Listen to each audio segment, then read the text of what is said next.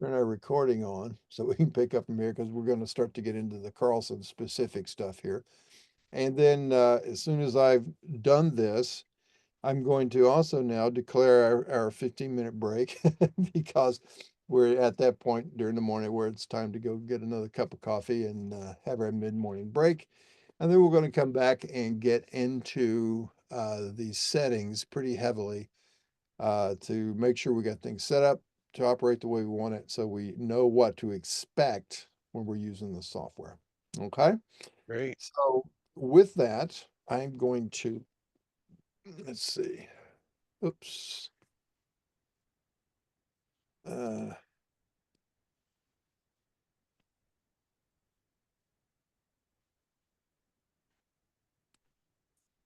there we go. Okay. So with that, I'm going to pause. There we go. Zoom our recordings and we will continue on with what we're doing. So we're going to start talking about next um, the settings. Let's come down here about how things are stored in the software. So we see, unless you're in the OEM version, if you want to switch to different modules, you can do that a number of two ways, or one of two ways. You can go to the settings menu and choose Carlson menus, and you can choose any one of those modules over there that you want. And if you have the license for it, it will load and run. For instance, if I switch to the GIS menu, notice file edit view drawing inquiry settings point stays the same, but then I get a different set of menus, starting with GIS data, GIS tools, image. Okay. If I go to Carlson menus and if I try to run, say, trench, I guess I've got trench. I think I've got everything here. I don't have the mining. I do have geotech, which is sort of mining light. Um,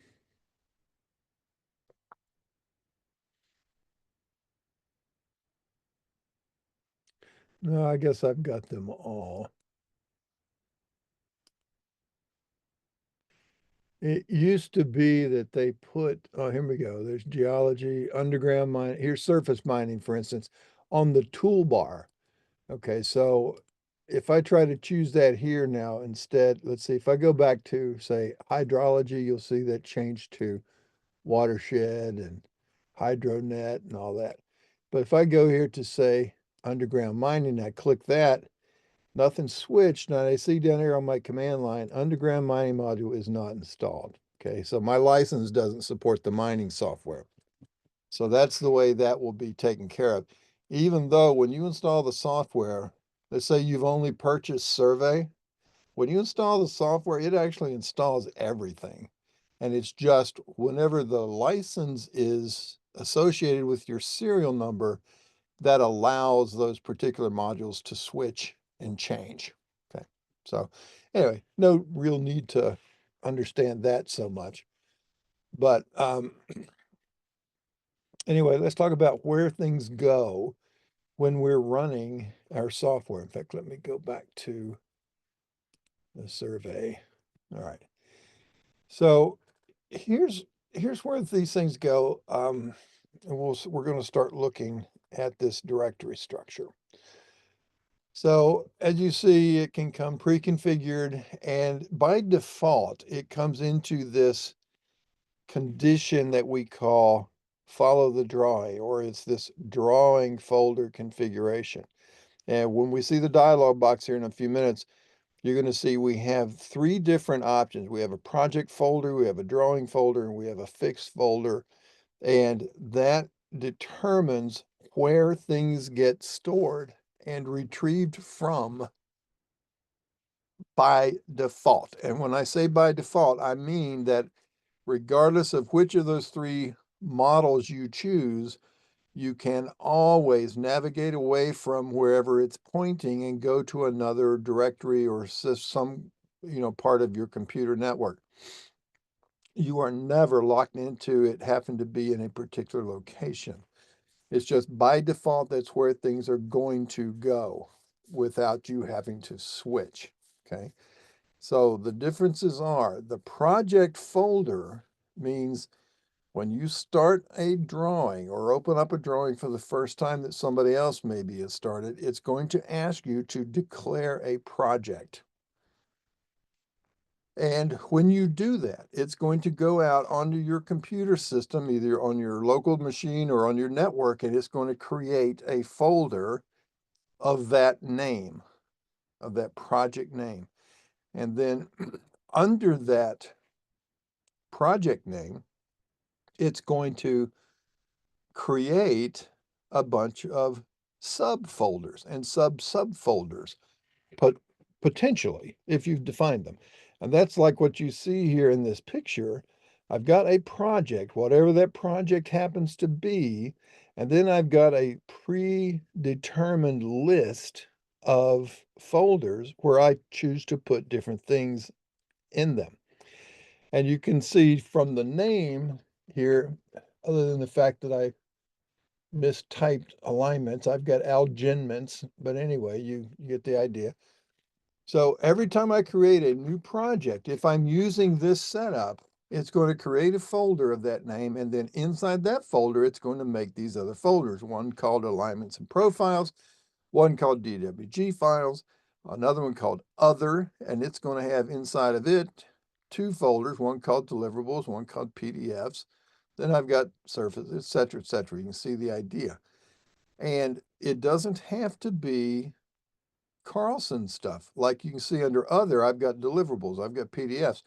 Those can be things that are completely unrelated to the Carlson software. Perhaps maybe you've got a folder for contract documents, that kind of stuff, correspondence, or site photos, anything along those lines. The advantage to doing this, in particular with larger firms that might have multiple offices in different cities, is that if everybody gets used to using the same location for where things go, then it's easy to go from one office to the next and know how to expect where things are going to be, okay? Now, the other extreme of this, instead of a project folder, is what we call a fixed folder.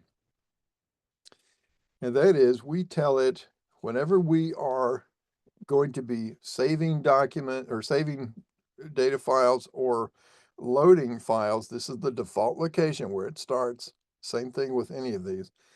But in that case, it's going to be some folder. And this is the way Carlson software used to be when it was first released. It had a folder, a specifically fixed folder called SC data, which stood for Serve CAD data. So everything went into that one folder, regardless of which project it was. So if you were trying to do existing ground modeling for, let's say you're doing a job for, let's say, um, Allegheny County, and then you did another job for, say, the city of Pittsburgh, and you were trying to name that as existing ground. So you wanted to call both of those surface files EXGRD. Well, you would have to make sure that you called one of them, AC dash EXGRD for Allegheny County existing ground. Then maybe you'd have a PGH dash EXGRD for Pittsburgh existing ground. So you would have to keep track of those files separately and make sure you name them differently, okay? So that got to be a little bit tedious. And the next advancement beyond that was, instead of forcing you into that one folder called SC data, it allowed you to choose which folder you want to put it in. But again, it went to one folder. The drawing folder, though, is a real nice little happy medium. And that is the default condition on initial installation. And what that means is wherever you save your drawing, wherever you put the drawing, from that point forward, that's going to be the location where these files are going to be kept and loaded from and saved to by default. Again, that's where it's going to first start looking. And with any of these three different conditions, you could always navigate away from where it's pointing you to, but this is going to set the default as to how this goes. Now, so let's talk a little bit about that and where that's set up. I'm going to show you a little trick. Yes, Josh, you have a question. Yeah, I guess just to summarize, so what I'm hearing is that it doesn't, there's really no benefit to putting your project folder within that default Carlson projects folder. Mm, Um, just kind of where I'm getting at is like for some of these mining softwares, for most of them actually, you have one, kind of like you were saying, you have one folder, and then all of your projects need to be within that folder because there's settings files and coordinate plane uh, files that project needs to read from. right. So um, I Yeah. guess there's no particular, and I like that if that's the case, because I always did hate that everything had to be tied to one specific folder. And I mean, I kind of like to be able to, if I have a bunch of different folders on my desktop with different projects, is there a negative to that? Well, the one thing about, particularly with settings, if the settings are going to be a particular type of setting that applies globally without regard to the project that it goes to, then you would typically store those in a centrally reachable location for everybody. Okay, and that's called the settings folder. All right, but the Yeah. other is the actual data files themselves. And like you said, there's no particular advantage to sticking them in the default Carlson projects type folder, which that's true. There's no particular advantage to that. That's just an initial placeholder that they give you to keep it away from, say, your proposals and your, um, you know, the Monday morning meme dump, whatever that you else might have on your computer that might have nothing to do with this type of work. Then that just gives you a starting point. Yours could just as easily be declared as mining projects. And it doesn't have to be on your local hard drive. It could be on a server. Okay, so that's really where that's going to start. And that's if you're using that project folder location, then you're going to say start at this location. And then when I open up a new file or declare a new project, it's going to make a project file underneath that starting location. And then under that folder, it's going to make a list of all these other folders. That's the that's the more sophisticated and complex setup. Again, like I said, the happy medium and the way it runs by default out of the box is that the drawing, if you choose drawing folder, it's going to put everything in whatever folder you put the drawing in. So if you put the drawing in a folder on your desktop, that's where all these other files are going to go. If you put it on the server under a project that says, drive P, uh, North Shore mining projects or whatever that might be, it could still be that same sort of centralized location. And then you would make another folder called, Smith property or, the Jingo mine or whatever it happens to be. And then that from that point forward, that's where everything goes in relationship to that drawing file. So that would still keep things segregated, still sort of in your project space, but it would, not have so many uh, subfolders and subfolders and that sort of stuff. So, like I said, it's a nice little happy medium. They keep things sort of focused. And again, the settings, if you look if you look here under this part of the dialogue, you can see this part up here talks about the data, the startup project and data folder. And then you get down here and there's a section that says settings folder. So you can check on that you want to use the data folder for settings, or you can use a separate location for your settings. Again, a central location in case your settings are sort of global. And then you could even come down here and change to a different settings folder for this particular session instead of keeping it up here by the startup. Okay. And there's also these settings servers that can be used. I've never seen anybody actually use that. That's sort of some additional technology, but it's there, it's supported.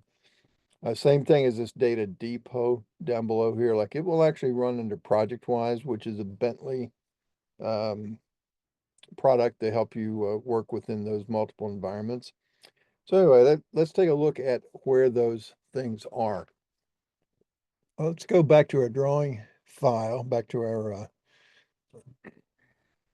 um, Carlson session. And let's go up to the settings menu and let's look at let's pull this down to set the project data folders. And when we do that, you're going to see something similar to this. The data folder setup, whether it's a project folder, the drawing folder, or a fixed folder. Okay, so let's say if I choose the project folder, now notice these two buttons underneath become active to project subfolders setup and the data type subfolders.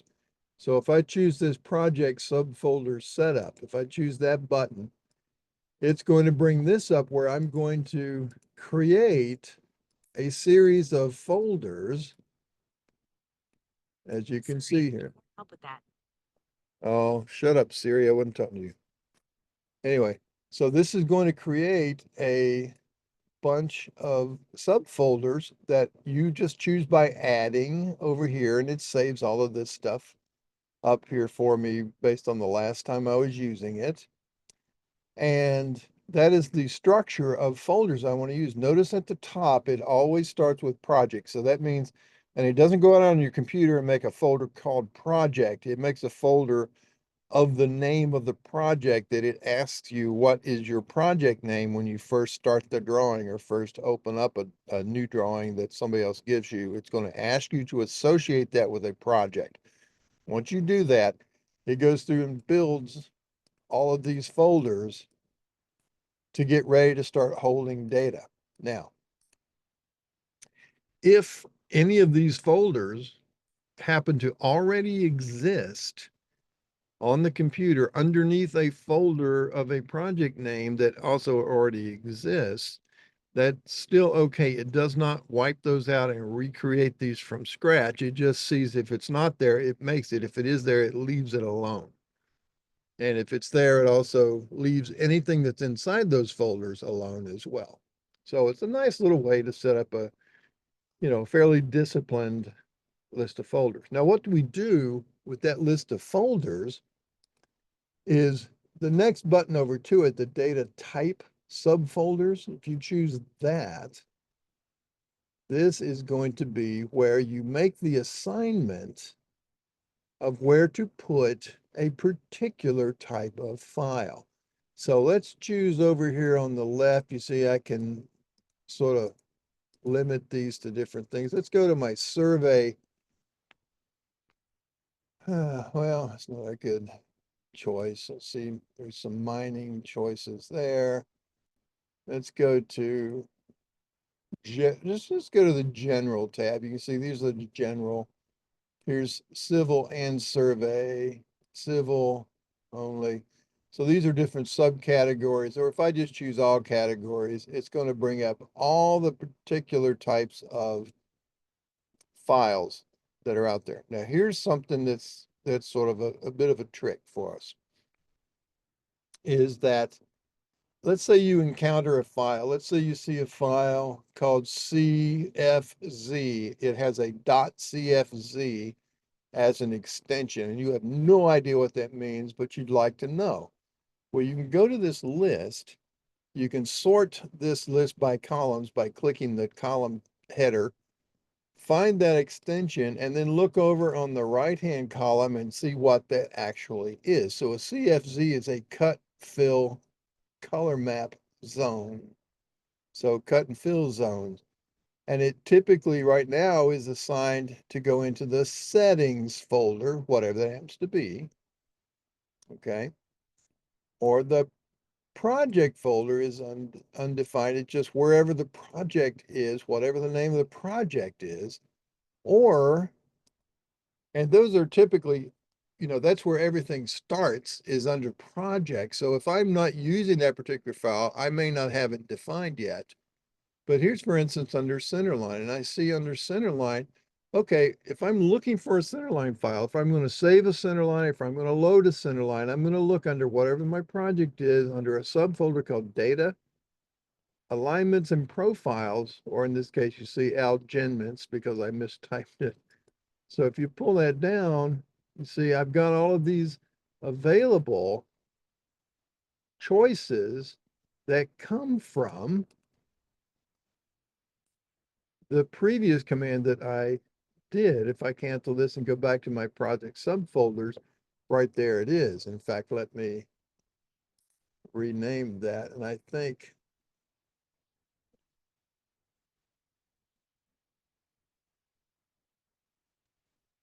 yeah, I may mess this up. So if I do that and save, or just say, okay, let me go to my data type and look at my CL file again. Let's see here.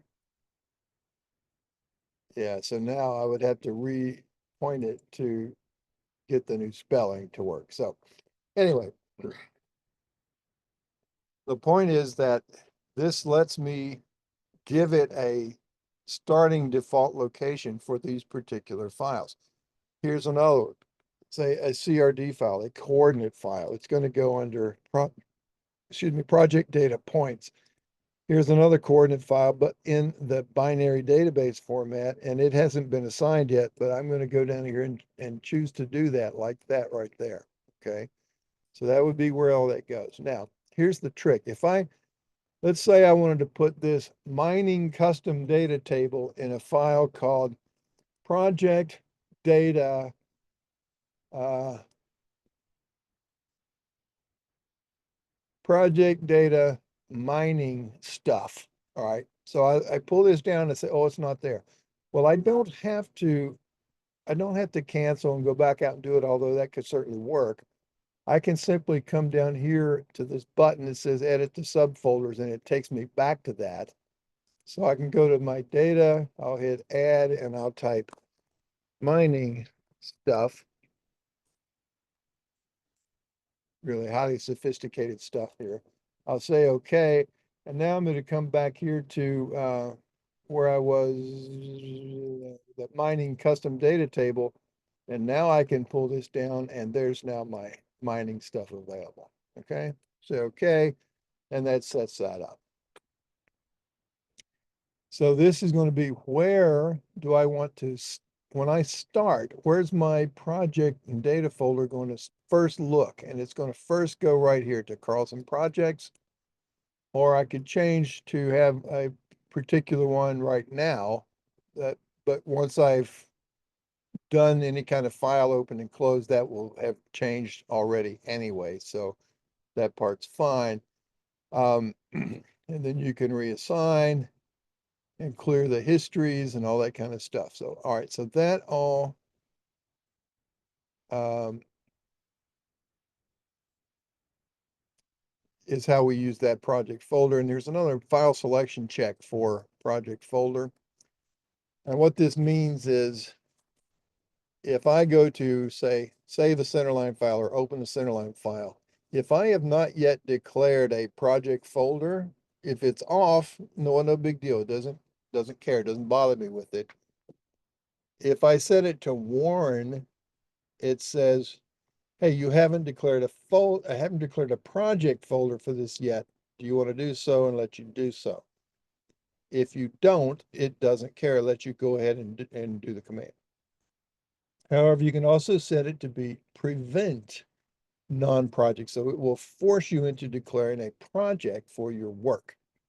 Okay. So that's how that part works. In contrast, if I come up here and switch to a fixed folder, then all I can do is change this particular folder as my startup, and I can change this one as the current one and go from there. Now, again, my happy little medium is this drawing folder, and this is where I'm going to start looking. So if you don't use that Carlson project subfolder, point it to a different location. Maybe it starts on drive P unders, it goes to a folder called survey projects, and starts looking from there. Okay, so wherever you want it to start, that's what you would set here.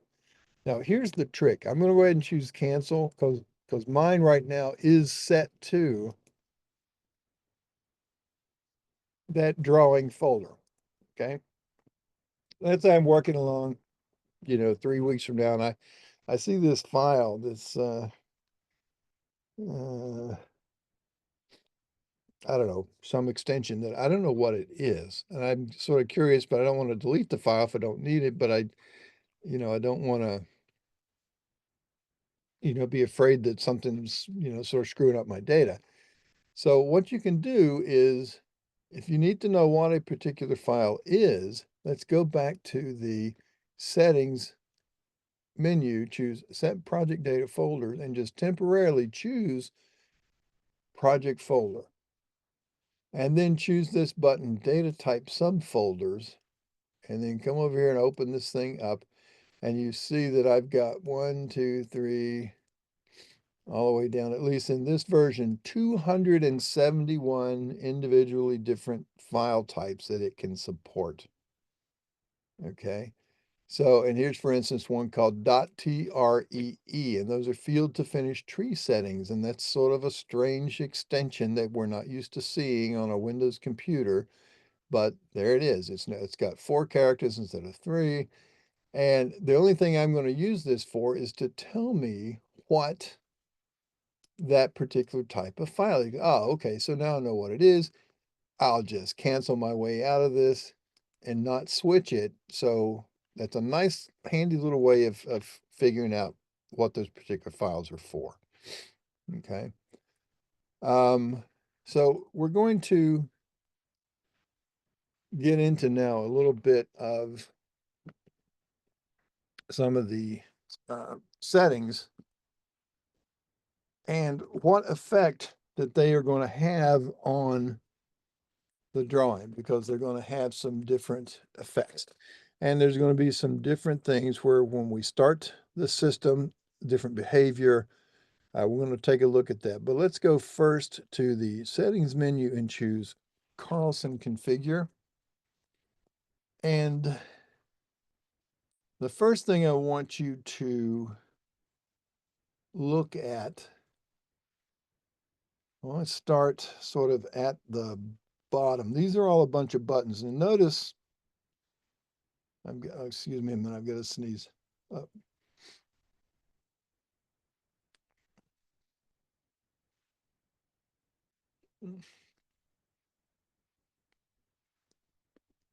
Oh, sorry. Sorry, I managed to not do that. All right.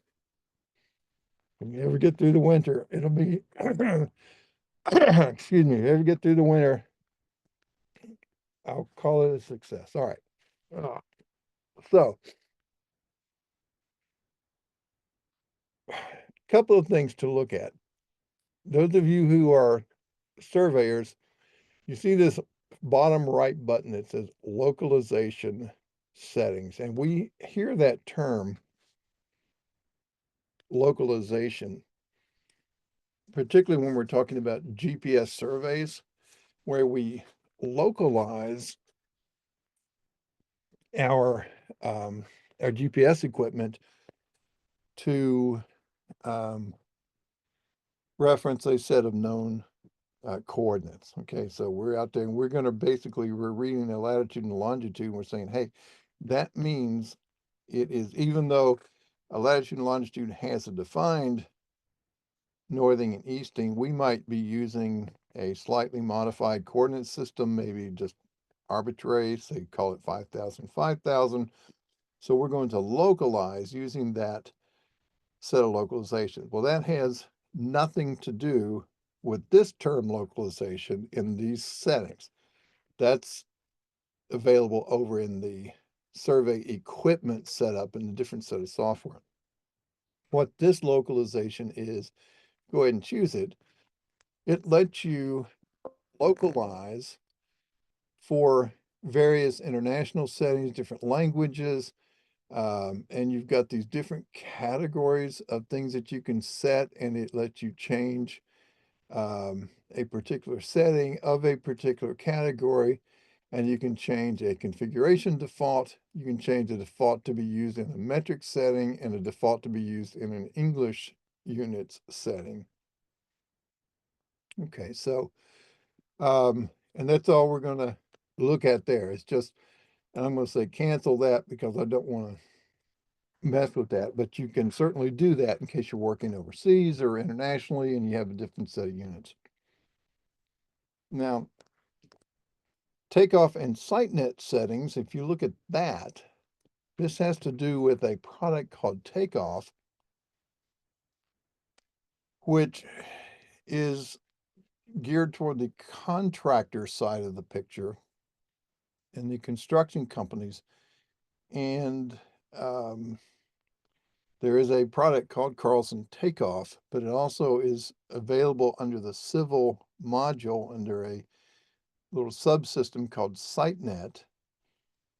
And this controls how those models are developed, like whether you're going to use, um, triangulation file formatting, whether you extrapolate the surface out to the perimeter, yes or no, different colors based on elevations, etc. And then these different file extensions or file name suffixes rather, uh, just some different behavior on how that particular subsystems work. Nothing that any of us need to worry about, but that's what that is for. Now, the mining settings, and this would be, Josh, where you might have some things if you are using the Carlson mining software. If you're using surface mining or geology, then this is going to control up in here in this upper quadrant.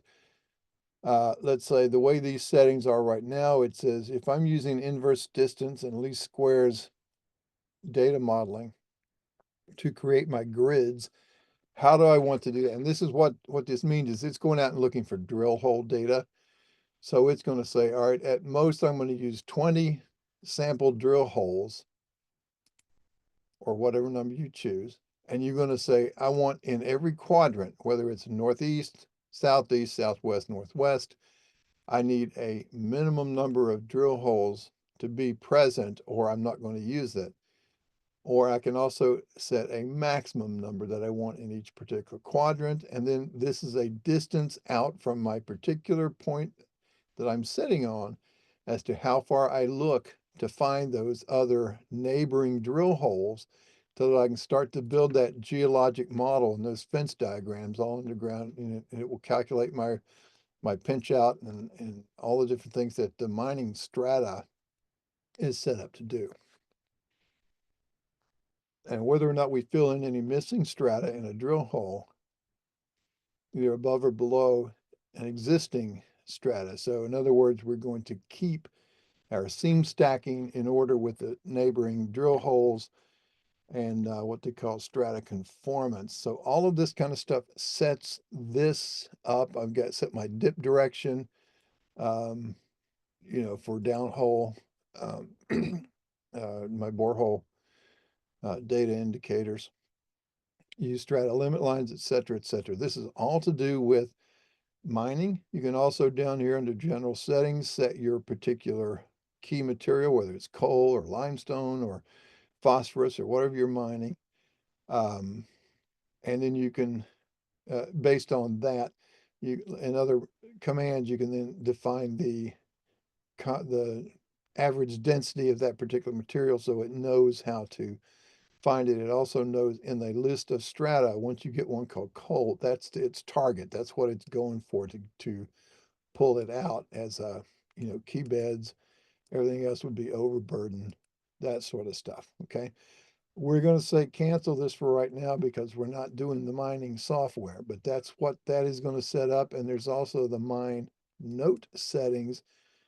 And all this is a bunch of things that are going to be predefined keywords and sizes and etc. that it's going to look for on these particular layers. Like here, these are layer names. So it's going to look on a layer named pillars, one called perimeter, one called offsets, for these particular pieces of data. And you're going to see, you're going to have, coal thickness, rock thickness, the sections and the SPAD numbers and different kind of things. And this has to do almost entirely with the underground mining part of it. So if you're not doing an underground shaft mining, then shaft and drift mining, then that's really nothing to worry about there either. So we'll cancel that. All of you non-mining folks, those are things you don't even need to worry about looking at. They don't affect anything else that you would typically be using in your modules. Same for hydrology. You can see it's when you're running the hydrology module, how it calculates slopes, whether it's center to center, um, or whether it's the actual pipe length. So it subtracts, the half diameter of the manhole to manhole structure to display these different things. Um, Different stage storage file formats, et cetera, all to do with hydro. We can ignore those as well. Section and profile settings. Now, this has to do with the civil module somewhat, in that when you create cross sections and profiles, there are some calculations that get into like stopping sight distances. And when you're doing the 3D visualizations, when the vehicle is, say, driving down an alignment following a vertical profile, what's it going to look like? So you set the eye height off the pavement, an object height. So if there's a brick in the road, look at it, if it's 6 inches in the road, to where will we be able to, where along our roadway, if we're sitting at 3.5 feet off the pavement with our eye, where could we first see that 6 inch tall object? And then we set a vertical curve resolution, which is basically how finely we draw these vertical curves, which are parabolas, which we cannot define in a CAD system. It has to mimic it by setting a bunch of little bitty individually segmented pieces to, when you zoom back out, it looks like a parabola. The parabolic definition is still stored by equation, but the CAD system can't draw a parabola for whatever reason. And whether you're going to use the sight distance formula for SAG or not, and how finally do you subdivide the parabolic template grade? You got a number of things you can set it to, station type, etc. All right, so that's really just the default should be fine. It really shouldn't bother. And you can always change those later when you run the command. You don't have to do it here, but these are just the default settings. Okay. So now the, Ken, yes, can I ask you a question about that? The vertical curve yeah. setting is set at 10. What's the unit for that? Oh, 10 what? it's whatever Feet units. or Yeah, it is feet. That's what it's defining for me there. Like if I okay, look at these are feet right now because my system is set up to be running actually US survey feet, not international feet. okay. Let's see, I did one. I just put that back to my default. They are feet, but it's whatever units that your system is set up to use. So you can see later on when we start up a drawing, we can choose to be working in meters if we want. Okay. All right. So Thanks. then those numbers would be set to meters. Okay, so it's number of units is what that means. Okay. Now, excuse me, makes me a question. Let's say if I say 1.2, no. Oh, yes, yes, yes. So if I type in 1.2 M,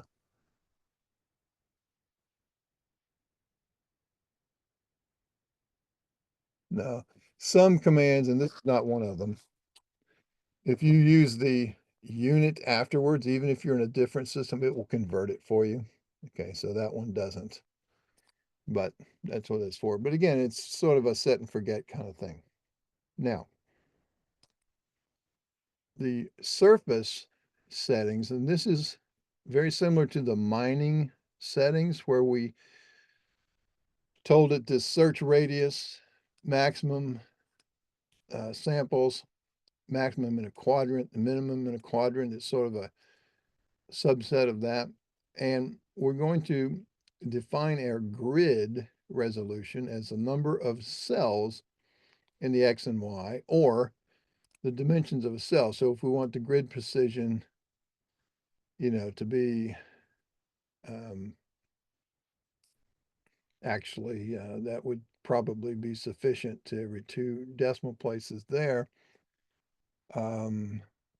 Or we can say always use 50 cells across the whatever size property we're looking at.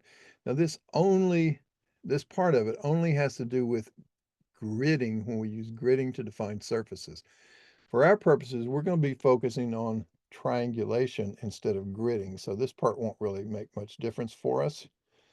But we're going to come down here at the bottom and we're going to want to turn on these 3, if you have them, to track the tin history and include the detailed source data and track the surface data changes. You want those on, and that has to do with once you've built the surface, if you edit that tin, and that tin stands for triangulated irregular network.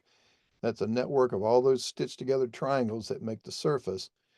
So if you then make edits to the triangles directly, it will track that in a history that you can undo and redo so that you don't have, if you made the edits and then you did something else that changed the surface, you don't lose the edit. You can always keep track of that and go back and restore them. Okay. So you do want those on. That's the only one that really affects us are those last 3 there. If you have it, sometimes you don't have that on there and it's not available in the older versions. Okay, so that's all we need for that. On the survey settings, now this is going to start to get into where we are working with the survey module, and it's going to, control the behavior of the software. Now, we saw a little bit earlier this morning this, or at least Bert and I looked at this C&G survey menu. This is, and you look up here at the top of my screen, I see that menu after GIS. I see one called CG Survey. That is a subsystem. That's an entire software product, a different product called the C&G Survey that's built inside of Carlson now because they bought the company and incorporated the entire system in their system. If you want it, if you're used to those commands. If you've never used C&G software, I would suggest you pull that down and choose none, so it's not even going to be up here in our survey, in our menu set once we're done, okay? So I would say none of us are going to be using that. I would set it to none. And then our initial traverse and side shot angle mode. This is when we're computing traverses or we're doing coordinate geometry calculations. And we get into starting at this point, backsighting that point, we're going to turn an angle. We're going to go off at an angle at a particular distance to set our next point. How do we want that to be? Do we want it to always ask us for an angle right? Or always use an azimuth? Or let's ask ourselves each time as to when we put that in there. And that's what I like to keep mine there. this show occupy and backside points on the status bar, that's all the way down here on the bottom. It will always come up and give you a little piece of text when you're running the command, a COGO command. It will say, hey, here's your occupied point, here's your backside point. It doesn't work in all versions, particularly in the IntelliCAD version. It doesn't bring that in correctly. And I don't find it all that useful. And we'll talk about why when we look at some COGO commands, is because it's very, very easy to establish those points and know exactly where you are. Even if you come back to it later on and you forget where you've been set up, you can always reset that very, very quickly. And so it's not really all that additional information. Now, the automatic raw file and automatic line on settings are, again, when we're doing those computations, if we are doing a series of coordinate geometry commands, in other words, we occupy a point, we backslide a point, we turn an angle, go a distance, set another point. If we have the automatic raw file on, it's going to automatically open up a data file called a raw file that keeps a list, a running list of all of those commands in that file. So let's say we're computing a bunch of points and each point depends on what we've set from a previous location. And let's say you mistyped something. Instead of 100 feet, you went 10, you missed the other 0. Well, you don't have to interrupt what you're doing and go back and fix it. You can just keep going, and then you can go to that raw file and edit that raw file and change the 10 to a 100 and recompute it, and it will recompute all those additional point locations from that corrected entry forward. Okay. The automatic line on means if you are computing a traverse point, meaning when you're sitting on a point, you're backsliding a point, and you go an angle and a distance, if you're doing side shots, it just computes and creates the additional points and leaves you sitting at that same setup. And then you turn another angle, another distance, set another point. If, however, you are using a traverse computation, when you're sitting at a point, you're backsliding another point, turn an angle, go a distance, and you set a forward point, then that next point that you create becomes your new occupied point, and your previous occupied point now becomes your new backside point. And when that happens, if automatic line is on, it's going to draw lines between all of those traverse points. So you know the main traversing pathway through your computations. So again, it's just something to have it automatically be on when you run those commands. Otherwise, they're left off. That's the way I keep mine until, if I want to track those, I'll turn them on at the time I run the command. Okay. So now here's another one that's pretty handy. This automatic point object snap on or off. I'm going to turn it on and we'll see how that works when we're working with our points. And again, you can turn it on and off at another location when you want to later. It's a nice handy little feature, and you'll see why when we get to our point exercises. Okay, then you can have it automatically compare drawing points with an external coordinate file when you start the drawing. So it's going to look at the drawing, read any points in it, look at the coordinate file that you have associated with that drawing, and tell you whether or not those points agree with the points in the coordinate file. And if they don't, it will tell you that they're different, and you can choose to resolve those differences if you want to later. I generally don't use that because I'm pretty fastidious in keeping track of, which coordinate file I have open, and, and I can choose to compare those at any point. All right. And then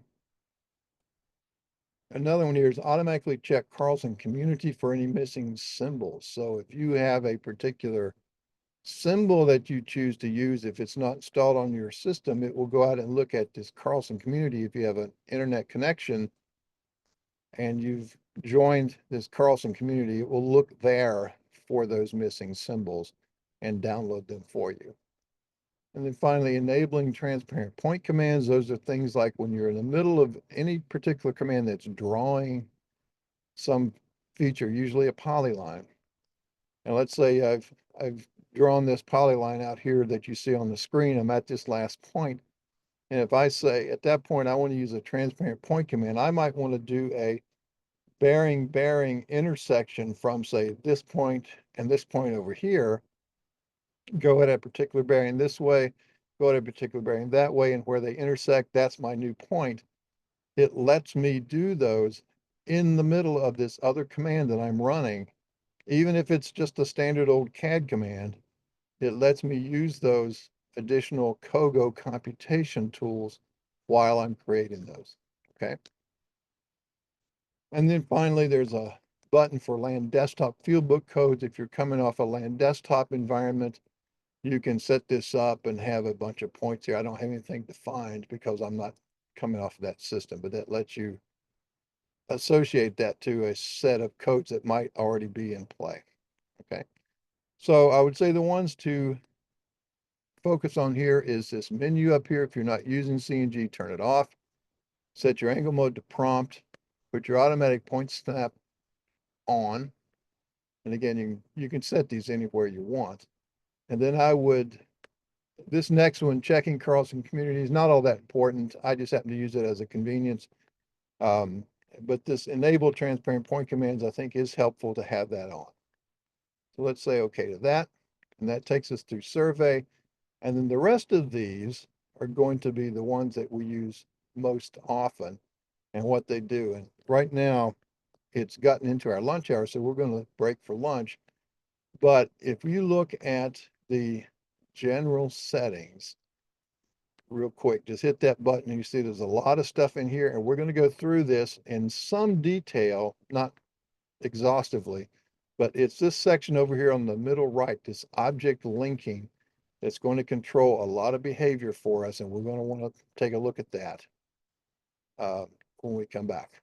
Okay, so as you've got everything here, and there's one thing I want you to also notice is that at the bottom of this dialog and the bottom of, say, not that one, not that one. Let's see, are there any others? I'm not seeing it. Anyway, when you see at the bottom of a lot of commands that are going to pop up a dialog box for you, and you're going to fill out a bunch of, settings, you'll see these buttons, load and save as, or save and load and whatever, you'll see those. When you have those available, what that does is when you choose, say, save as, it's going to prompt you to save this file and give it a name. So you're going to put it somewhere and it's going to go, if I look at, say, save as, notice it brings me to this location right here, Carlson Projects settings, because that was in my default setup as to where my settings go. And I would give it a name, like one of these file names here. So I can have a bunch of settings set up for, let's say I'm doing a bunch of work for PennDOT. I may have a bunch of settings that apply to that, but then maybe I'm doing some work for Carload Express, Bert, and then I could save those under a given name and then reload those and I would choose load. And again, it would prompt me to go back to that location. And again, I can change my location by hitting browse or going to different places and load those up. So it's a nice little way to keep track of a bunch of settings. At this level, it's going to save something like 65, 68,000 individual settings throughout the whole system. If I were to choose that save as and load. Okay, so anyway, wherever you've gotten this to now, go ahead and choose exit. And those settings have now been made and they will apply when we come back. And we'll take a look at that after lunch, okay? Sounds So, good to me. so what I would say is, are there any questions? Now, John, I know you wanted to chat about the OEM. We'll stay on the line and do that here afterwards. And any of you others are welcome to stay and be part of that if you'd like. But let's go ahead and break for lunch. It's coming up toward 10 after, so we'll come back at 10 after the hour, so you get a full hour for your lunch. And we'll go from there. So I'm going to pause the Okay. recording now. And let's then finish our little discussion on some settings and see what effect they're going to have with what we're working on. So, well, first of all, any questions occur to anybody over lunch that you might need to get answered? Everybody good? I'm good. Yep. Okie doke. All right, so let's go back to the settings menu and choose third one down, Carlson configure. And we left off with these last four at the top here that we're going to be talking about. Now, if you look at the second one down on the left, the project data folders, that you may recognize from what we did before in our initial discussion about where things get stored. And it's exactly the same command as the settings set project data folders. See that? So that's just another way of getting to that. It just makes sense to set that up in the configuration as well. And there it is. So now the startup settings and the drawing setup are the last two that we're going to look at before we get into the big one. So the startup settings is going to be when you start the product, what is going to happen. And this is going to set a default template to use, in which you can browse to and find, a template. Maybe your company has a particular, excuse me, excuse me, oh, a particular drawing template that you would need to be using to start up a new file. And all in the world, for those of you who are sort of new to the CAD world, all in the world a drawing template is a drawing file that has been saved as a template. And really the only difference between the two files is the last letter in the file name. Instead of DWG, it's a DWT. And by default, it usually lives in a particular directory, usually the support directory, which is where it's going to start looking for that particular template, but it can be anywhere. You can navigate to it and find any one that you want to use. Okay, and then and what we use those for is to preset a number of settings, like maybe a list of layers and colors and line styles, maybe certain system variables like the view resolution or the behavior for line style propagation throughout the vertices of a polyline, for instance, what we call P-line gen or polyline generation, things like that. So you preset a bunch of things. Maybe you pre-build a bunch of paper space layouts in these little drawings that you're going to use as starting drawings.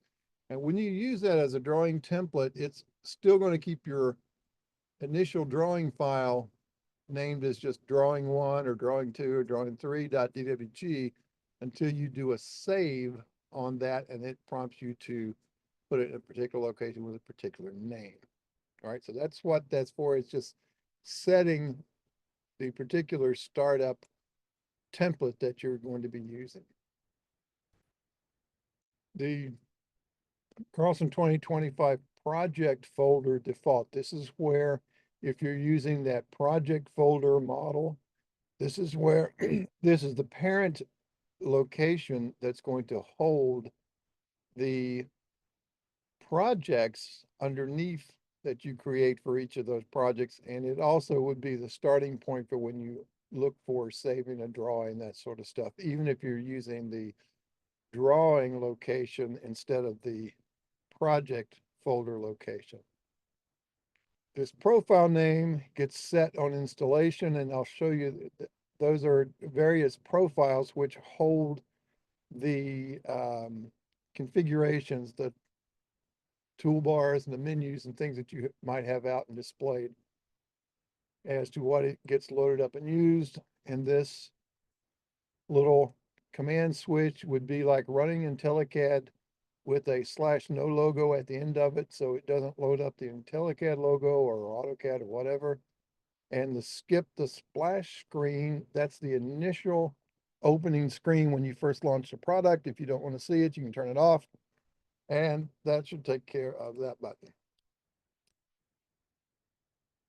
Now, the drawing setup button.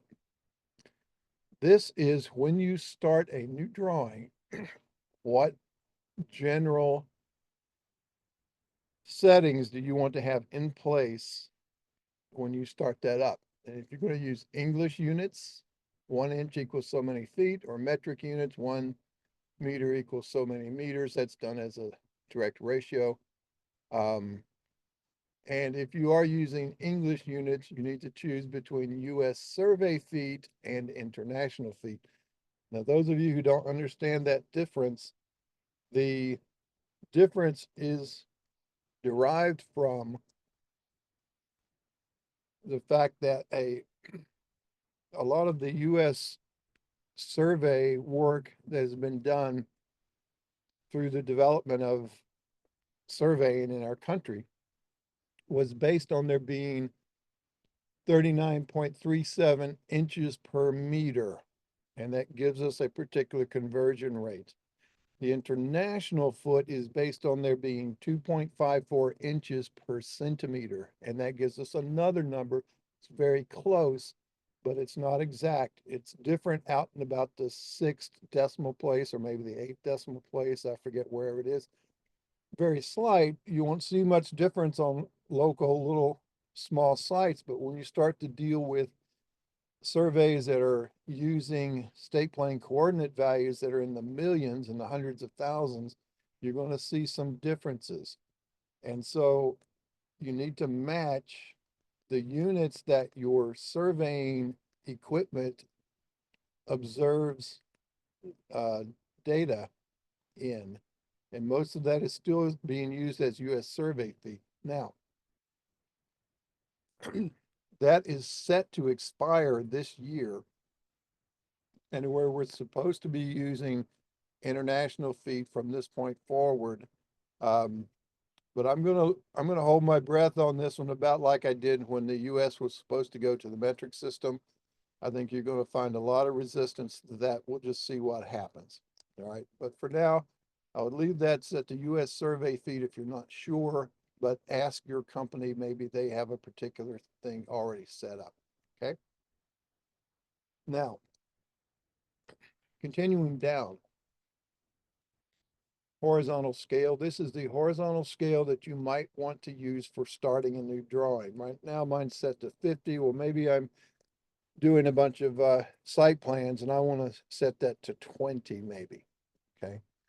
So if I say 1 inch equals 20 feet as my plan view dimensions, what this does is when I put labels in my drawing and I tell it I'm going to use 1/10 of an inch text height, it's going to figure out how big to make that in terms of how many ground units to make the text.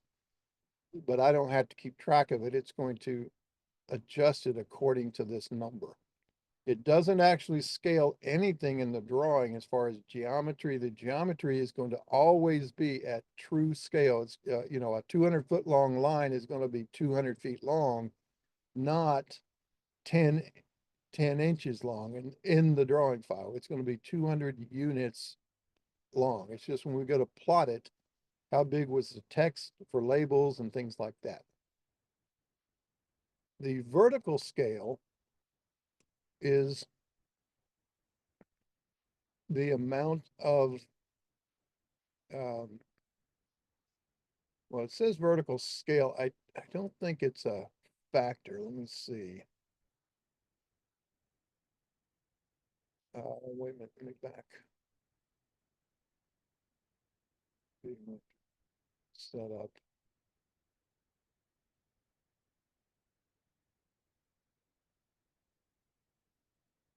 The vertical scale is used by profile and cross-section team for the grid scale. All right, so that is an actual scale. So if I'm going to draw a profile, that's going to give me a 1 inch equals 10 feet. versus 1 inch equals 20 feet horizontally. So that would give me a 2-time vertical exaggeration of my profiles.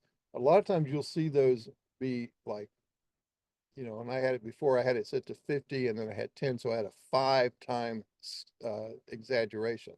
So to keep that with my 20, I might make that 4. So 1 inch equals 4 feet vertically and 1 inch equals 20 feet horizontally. That means my verticals are stretched 5 times exaggerated in the vertical direction. All right. The symbol size and text size. Now here's a couple of words, keywords that you're going to look at. The symbol size, when you see the word size or the word scalar, and sometimes you'll see plot size, like symbol plot size, text plot size. If you'll think of that in terms of how many plot, if you were to print this drawing at this horizontal scale, how many inches tall do you want that size to be? So 0.1 means 1/10 of an inch for my symbols. My text is going to be 0.08 or 8/100ths of an inch. If you needed it to be 1/8 of an inch, for instance, you would change that to 0.125. Okay, so it's just whatever you want these to be. And you leave those generally set. And then when you change this number and you create new text, new symbols, they're going to recompute based on whatever this number is multiplied by these numbers to compute the actual size of the text in the drawing. The line type scalar, again, is how many, this is a factor of how often do you want to scale the line type. So if you said 2, then whatever the line type definition would be, and this would be for like center lines that have a different symbol, like a long dash, a gap, a short dash, a gap, and a long dash, then it's going to repeat ever so often based on whatever the line type definition says. So by default, we're going to want to probably keep that to being 1, and we often have to reset that in our drawing to make our line types scale correctly. But we won't worry about that so much right now going forward. The symbol name right now is by default whatever this is set to, and we choose the set button. And this is going to give us a particular symbol that we're going to use when we go to plot a point. It's going to use a symbol. And you can choose like this plus mark or this, that was my SBT9, or you could choose, a circle, a small circle, a large circle. You can choose this X. And also, don't overlook up here at the top. We have these various other categories. We've got trees, we've got inlets and manholes, we've got mapping symbols, we've got cute little drawings there. We've got CNG symbols. Those are things from the Cowherd and Goodman, set of symbols. Okay, so it's basically letting you go back to that. I got some 3D elements, some signs, trees, utilities, and these can be created and stored in different things. National NCS, the National CAD system. You've got like CATV, power. So there's power pole, light pole, different symbols that are going to be used, in different situations. Normally it defaults here to points. If you choose this first one, it's going to give you no symbol. If you choose any of these others, it's going to give you the one that's in place. So I'm going to use that number 9 as my default. Now that also can be overridden in other places. We'll see that in a minute. My vertical angle mode, this is when I'm calculating a coordinate geometry point. I'm going to go to a particular angle horizontally at a particular distance, but now vertically, whatever elevation I'm sitting at, if I give it a vertical angle, like maybe it's 45 degrees up, then it's going to apply that change in elevation to that next point. If I say, if I'm going to use those, and if my 0 means level, then 40, then let's say 15 degrees would be 15 degrees up from the horizontal. If I say 90 is level, then a 15-degree vertical angle means 15 degrees down from the vertical. Or I can use an elevation difference. Right now, I'm just going to use it for none when I'm using office computations. And again, you can override that later on. All right, now going over to the right-hand side, we're going to come back to this coordinate system here in a minute. When I go to the right-hand side, these are for point prompts and labels. What do I want to use? And right now, I see a little preview here of a point number, an elevation, and a description. They're all lined up on the right-hand side. The implied position of the point is right here to the left in the middle. It puts point, elevation, and description all left justified to the right of the point. That's my attribute layout ID 2. Yours is probably set to 1. And you see a point number and elevation scoot over to the left, which means the point number is over top, the elevation's off to the right, and the description is down below the point. And you can see some difference. Here's another one, point number 3, where the elevation is kicked up at a 45-degree angle. So you might see those in terms of spot elevations on a map, where you would put a point there, it'd have an elevation, but you would then freeze the point number and the description perhaps, and it would just show you the elevation kicked up at a 45-degree angle. So I like this number 2 as my particular one. And then descriptions, elevations, and locate on the real z-axis is whether you're going to be using those as your points. If you don't care about those, you're not going to be prompted for those when you create the point. You can always add them later, but this is whether or not it's going to ask you for that information. And locate on the real z-axis means this. Let's say you have a point and it's got an elevation of 123.45 feet. When you draw that point in the drawing, either as a result of a calculation or you just place the point, then with this checked on, it's going to put that at that elevation in the drawing file. So it's going to actually have that z coordinate. If that is not on, it's going to put all these points down at 0 elevation. So all your points live down there in that 0 plane, but it still honors the point elevations. It just puts the symbology down at 0. I, for one, like to see my points where they are. So I like to have that on. Instrument rod height, prompting for symbol names. That's if you're doing coordinate geometry calculations, you're traversing the side shot, that's going to ask you to fill those values out. So if you're reducing a bunch of field notes, for instance, from manual note takes in the field, those would be things you want to turn on. I also want to label my 0 elevation so I can see a point that has a 0 elevation. If that's unchecked, the elevation label just drops out of it.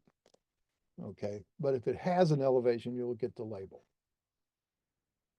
What particular angle format do I want to use? I typically would use a bearing versus an azimuth. And we've got another one here called gons. And a gon is a term that a lot of European surveyors use, and it simply means instead of there being 90 degrees instead of there being 90 degrees in a quadrant around the circle, so 90 plus 90 is 180, plus 90 is 270, plus 90 is 360. Gons are in units of 100 per quadrant. So instead of it being 60 seconds in a minute and 60 minutes in a degree, what they call a hexadecimal system, these are still decimal based. They're based on 100. So there's 100 gons in a quarter around the circle. And it's what we might see on your, if you remember in your calculator days, the DRG button, that's degrees, radians, and grads. That's just another name for grads, okay? Next is whether you're going to use point numbers, yes or no. Yes, we will, and that can be point letters as well. They can be alphanumeric. And whether you're going to automatically number your points as you start to create points. If they go, it's just going to tick up to the next available and keep using those as we go forward. It's a nice, handy little way to keep from having to supply that every time you hit a point. Okay, and then our drawing setup, we're going to use a drawing template. That was that thing that we looked at back here in our startup settings. And display any non-Carlson drawing units upon opening. I have no idea what that particular thing might do. Let's see, that's under our drawing setup.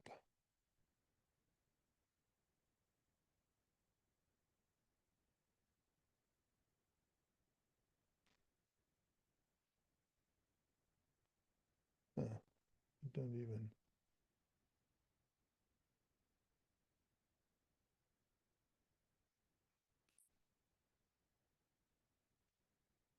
I don't think it's even documented in here yet. So anyway, that.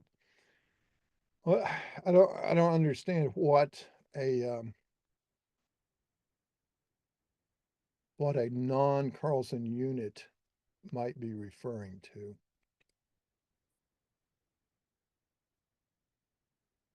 Let's see here. We've got it's drawing setup.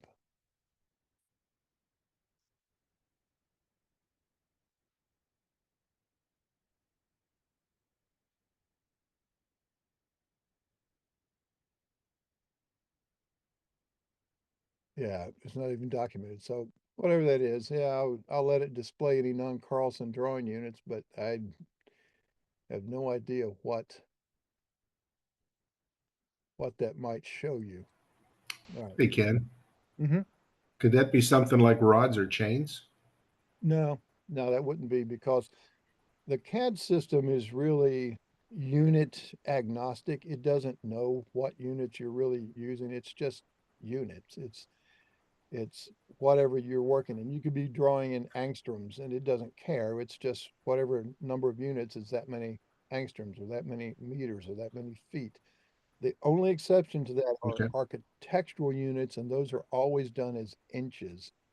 And it was weird because the architects were the first early adopters of AutoCAD, and so they sort of got their request in early, and it's proliferated through. It's really a horrible thing to have happened, because now we have a lot of things that come in sometimes 12 times too big. And it's really sometimes problematic. But so whether we're using rods or varas or chains and all that, we have places within the commands where we can accommodate those.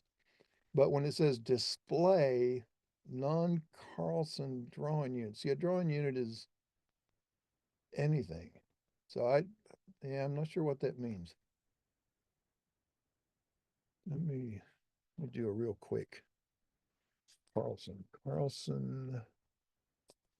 software display non-Carlson drawing units upon opening.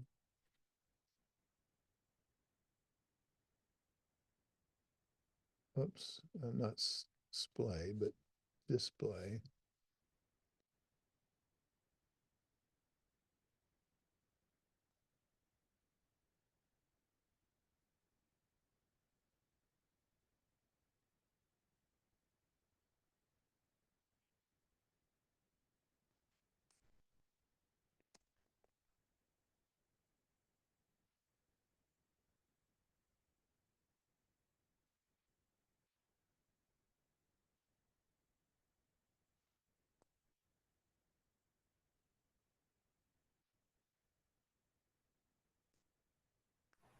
And we'll do a bunch of things. So Well, I'm sure I've never yeah, I'm not sure what that used one. um, It Because if it's might, not in here, yeah, it might be if it comes in set as, and this is my guess, instead of being set to decimal as a unit type, which is what I was talking about before, whether you're using feet, meters, angstroms, Yeah. whatever, it doesn't care. The other type is architectural. There's also an engineering type, which uses feet and inches, but at Mm-hmm. scale. So that might be that it's going to pop up a dialogue and tell you that, hey, you're not using decimal units when you open up a drawing. That, Yeah, it says here, it says when CAD mentions that it will display non-Carlson drawing units, it refers to how the software handles drawings that were created or saved in units different from Carlson's default or preferred unit system. So kind okay, of like what you're saying, it looks like architectural inches, for instance, right. So that and would so be, on. so, yeah, so good. I don't know, where'd you find that, by the way? Uh, Pardon? Grok. Oh, what's that? It's like Chat GPT. Oh, okay. Well, good. I'm glad to find that. So that would be what that comes from. So if you get a drawing in, say from an architect, and his units are still set to architectural, when you open it up, we're expecting the units to be set not up here that we're talking about English 1 inch equals a metric, but it's a CAD setting called decimal, meaning it's going to display as decimal units, whatever those units are. The other ones are architectural and engineering. We'll take a look at those. In fact, just leave yours set like this for a minute. I'll come back to this and I'm going to run, whoops, I'm going to run the units command. Oops, I'm going to spell units correctly. Yeah, here we go. So see, we're looking at decimal. You can also choose scientific, engineering, architectural, and fractional. So we're expecting this. And if it comes in saved from somebody else as one of these others, it's going to warn you. All right, so that's what that's for. All right. So again, we set that up. And now what coordinate system do we want to use? Now we've got two different choices here. There's a grid system, meaning it's going to be a projection onto the flat paper of a so much north, so much east grid. Or we're going to use a local, which is still a grid, but it's going to just be arbitrarily defined. And it would be like 5,000, 5,000 as one of the, maybe the center of the drawing might be located there or something. If we choose grid and we choose one of these particular choices, and we're typically going to set that to a predefined or user-defined projection, then that's going to be expecting coordinates to be in those state plane coordinates, which are going to be, in, like I said, coordinate values in the hundreds of thousands and the millions. And that's done so that when you bring in a survey from somebody that's used state plane coordinates, and those are going to be the actual ground values in that local place where you are in the world, whatever system that your locality is going to be using. And then you get something, let's say an aerial imagery or some LiDAR data, anything like that, that might come from somebody else, and it's also in that same defined system, it will overlay over top of each other and work where they're supposed to be. And also, when we define this projection, the one we're going to use, is it's going to, let's say we bring in another data file that is in a different projection, it's going to actually reproject that data to match your defined projection. Okay, so it will scale it and rotate it and move it for you automatically based on that projection. Now, for for our purposes, we're going to be working just in just some local things, but we want to set this up as our default as we start things up. So I'm going to point to a predefined, and right now down below here, I've got this choice to define a projection. Now, if I choose state plane of the, what's called the NAD 27, or North American Datum of 1927. That's an older version, or UTM, which is Universal Transverse Mercator Projection.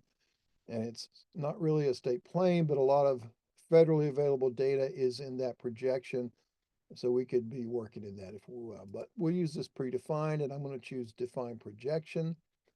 And now you've got a bunch of different availables here. Notice I've got some things here. And I've got some things that, I may be working out in California in zone 5, Alabama, Maine, whatever it happens to be. You're not going to see your list in there, but you're going to add a predefined. So I choose that button, and then you can choose, where you happen to be. I'm going to be in, let's see, just everything in USA, and I'm going to look for, now I've got NAD 83, the 1986 vertical definitions. I'm going to keep coming down. You're going to see the 2011 definitions, the HARN definitions, which is high accuracy reference network. And then you're going to see some of those NAD 27s. So Josh, for instance, on yours, I would scroll down here and look for South Dakota, or I could just look for it.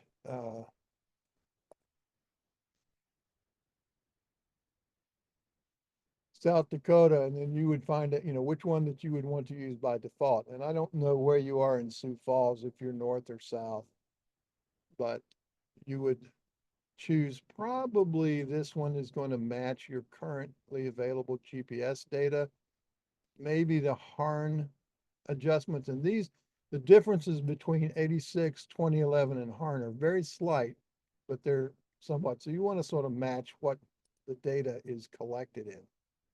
So I'm going to set mine, though, to be Pennsylvania South using the 2011, just as a default. And you'll see it down here in this defined projection. This zone up here only works when you choose, say, UTM, and that lets you choose these particular, like I'm in zone 17 in the UTM system. So in state plane 27 just sort of gets you to those predefined 1927 versions. But this one, you have to go down to define projection. If it's not in this list, you add it. And then if it's there, you may choose it and set that accordingly. Okay, so I'm in NAD 83 2011 PA South. Okay, now there What's the is, difference between just the NAT 83 and the HARN? well, NAD 83, these are all based on, so if I define these projections. What does NAD stand for? North American Datum, and there are two major definitions. There's a NAD 27, and that was computed by the U.S. Coast and Geodetic Survey back in 1927, and likewise they did a readjustment in 1983. The 86 versus 2011 versus HARN also refers to various readjustments, primarily vertical. So it's using a vertical readjustment based on 1986 readjustment that happened, some from the 2011 readjustment that happened. And then HARN is from the high accuracy reference network. And you see that coming along into play when a lot of the GPS systems are starting to be used more and more. So as far as projection and the defining of it, like if you can find your area and just the NAD or the HARN, which one should you choose? Well, you wouldn't use this HARN reference unless you knew that the data that you were receiving, usually from outside surveyors, was collected using that system. So as a good default, the 2011 is probably the most current that people are going to be using. If it's older files, older data, you might use the 86. You have to find out where those are coming from. by asking the people that are giving you that data where it's coming from. Now, in terms of us working with drawings and things in here, if we're just doing local computation, it doesn't really make a whole lot of difference. Yeah. So like I Okay. said, as a default, I'm going to take mine to be my local location, Pennsylvania South, Nat 83 2011. Now, using this, because I'm using English units, it's going to default to that state plane definition based on US survey feet, except I got to change that back to US feet instead of international feet. If I were in metric, then those would be meters, and that uses a different set of definitions, but based on this up here is it's going to know which one to be using. Okay. So I'm going to say okay to that, and that clears that up. Now,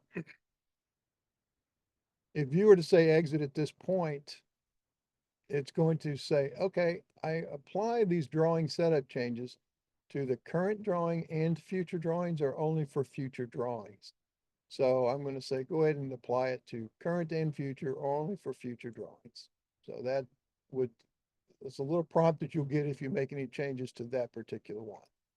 So I'm going to go back to settings, cross and configure. Now let's talk about these general settings and what they do. And there's some important things here that we want to make sure we use. One of which, we'll just start here on the left, is to whether or not we want to use a startup wizard.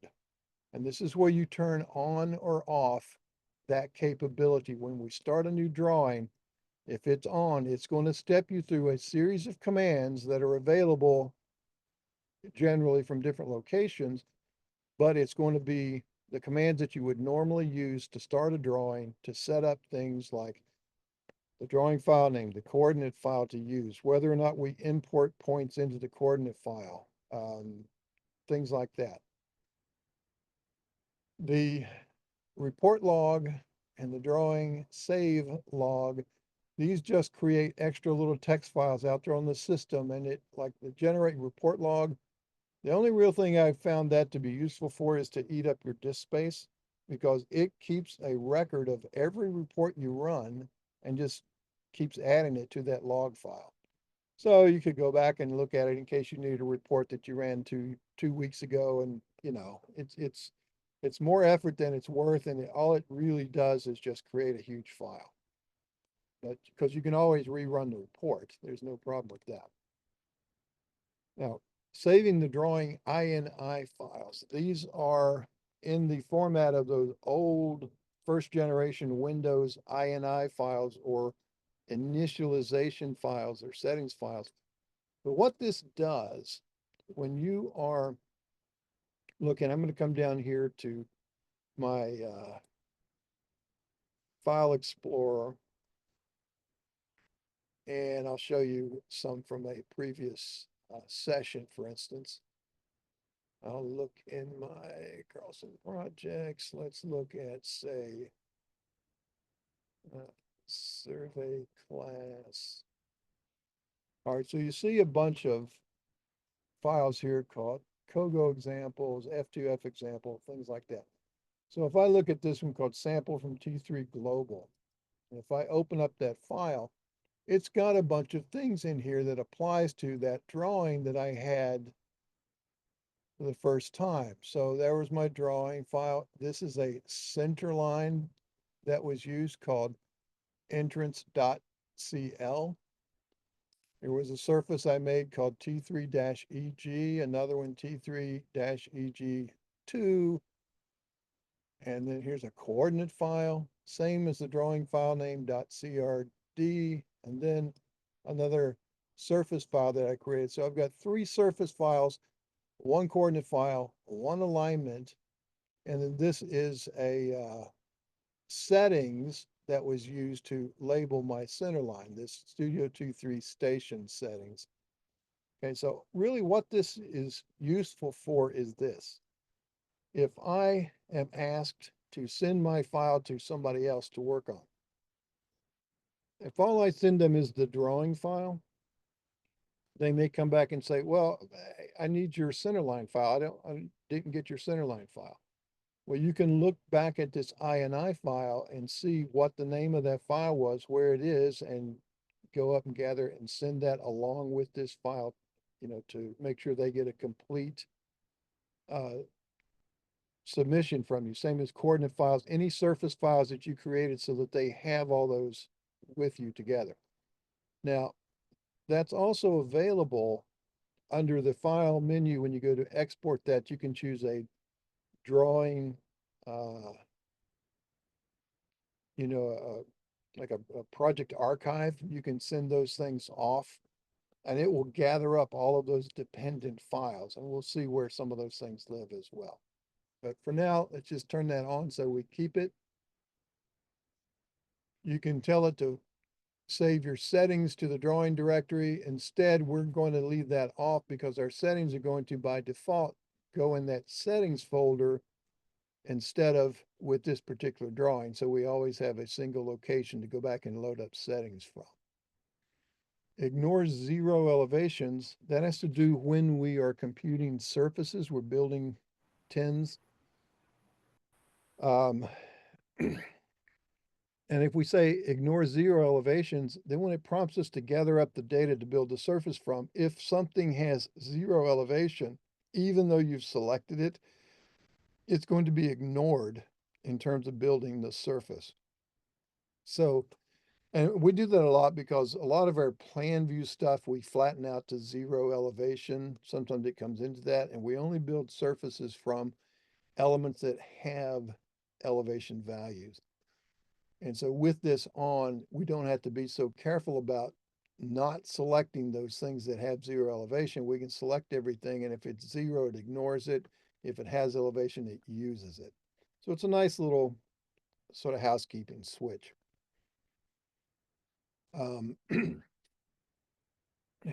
South azimuth means 0 degrees, point south instead of north. These next three here have to do with the viewing. So if we use a D view or dynamic view twist angle, we're going to use that when that has to do with the way we, some of the commands on the view menu. Set our dimension scale to match our drawing scale. Set our what A units are to drawing scale, but set A units. Let me see.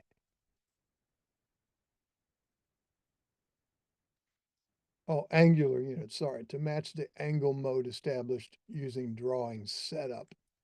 Okay, so angular units would be like decimal degrees versus degrees, minutes, seconds. And we're going to match that up to it. It shouldn't say drawing scale. It should be the drawing setup. But regardless, it's going to match that to that for us. Set the PD size to the symbol size. Now, PD size is a CAD only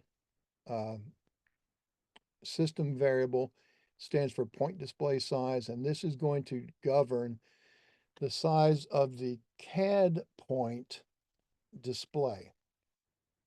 And if we set it to match our symbol size, then it's going to go through and match that up to the same that we set up in our symbol size of 0.1. But right now we're going to just leave that unchecked because we're not going to use that PD size very often. It's because really we're going to have a PD mode or a point display mode that's just going to put a single dot, a single pixel dot as our CAD point. Now, this is a different type of point. We've been talking about Carlson points, coordinate points, or COGO points. And that COGO point is a combination entity. It does have a CAD point with it, but it also has a symbol, and it also has another block called an attribute block that has the point number, the elevation, and the description all included in it. All three things are gathered up together and treated as a single entity. So we're not going to worry about that PD size for now. Set your insert units to unitless. Again, a CAD system variable, insert units. And if we leave it at unitless, it's going to override whatever we might have set in our units command setting, which a lot of times that might be set to inches, like maybe we're always putting architectural drawings into our drawings, and we would set that unit value to be inches, and we would uncheck this here, and then when we insert the drawing, it's going to automatically divide it by 12 to match our ground distances, that sort of stuff. Now, you can tell it to set the user coordinate system, or UCS, to world on startup. And that's not a bad way to go, but I mean, I usually have mine set to world anyway in my drawing templates. And if you set the line type scale when you start this thing up to the drawing setup value, that's going to match whatever we have set in that drawing setup. Again, we're going to just leave it unchecked, and we'll keep our eye on it and change it when and where we might need to. Now, this next one down, use software rendering. If you have that in your setup, you can probably leave it unchecked. I have to have it turned on in my system because I'm running through this special Windows configuration, and I'm insulated away from my graphic accelerators. So I have to use software rendering in mine. Otherwise, it sort of garbles up the screen. Now, enable file selection graphic preview. This gives us a little preview of our file that we select if it makes sense, like we'll see alignments drawn. We'll see boundaries around surface limits that sort of let us see graphically whether or not that's the file we want. It's a handy little switch. Use a dialog box to set your selection, set filters. Manage workspaces automatically is fine, leave it on. Use annotative scale. And this is, well, it has to do with change. If you're using annotative text, when you create text, and then if you change the annotative scale for the drawing, if you change the drawing scale up in your setup, it's going to change the currently set annotation scale, and so it will automatically resize text and labels for you. So it's something that some people don't ever use because you're going to control everything based on your text plot size and your drawing scale. I use it a lot on some other things that if I'm using annotation scaling, it just helps rescale things so I don't have to go back and recreate them.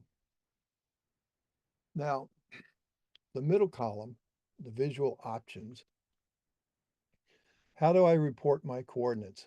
I'm going to use northing and easting, north first, east next, which is the way we normally talk about coordinates in survey and engineering. In CAD, if you look down here on the bottom left of my graphic screen, you see a little icon that says X and Y. And that's like a mathematical grid. It's the x-axis and the y-axis. Well, the y-axis is my north axis, and my x-axis is my east axis. So if I were to select a particular point, let's say, the end point of this polyline out here, and if I select it and I look at that value here, the CAD system is going to always report that as X, comma, Y, comma, Z if it has an elevation. But when I do a listing of coordinates out of my Carlson reports, I'm going to see northing first. So it's going to be Y, comma, X, comma, Z. So I want northing before easting, followed by elevation. And that's just by convention. It's up to you. Date formats, what document formats for report. PDF is pretty universal. DWF was AutoCAD's way of making a PDF work alike. It never caught on. Report viewer, you can view your reports using Windows Notepad, Microsoft Word if it's installed.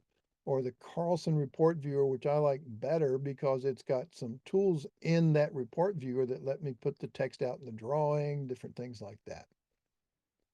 Digitizer settings, if you are not using a digitizer tablet, check that on to use the mouse.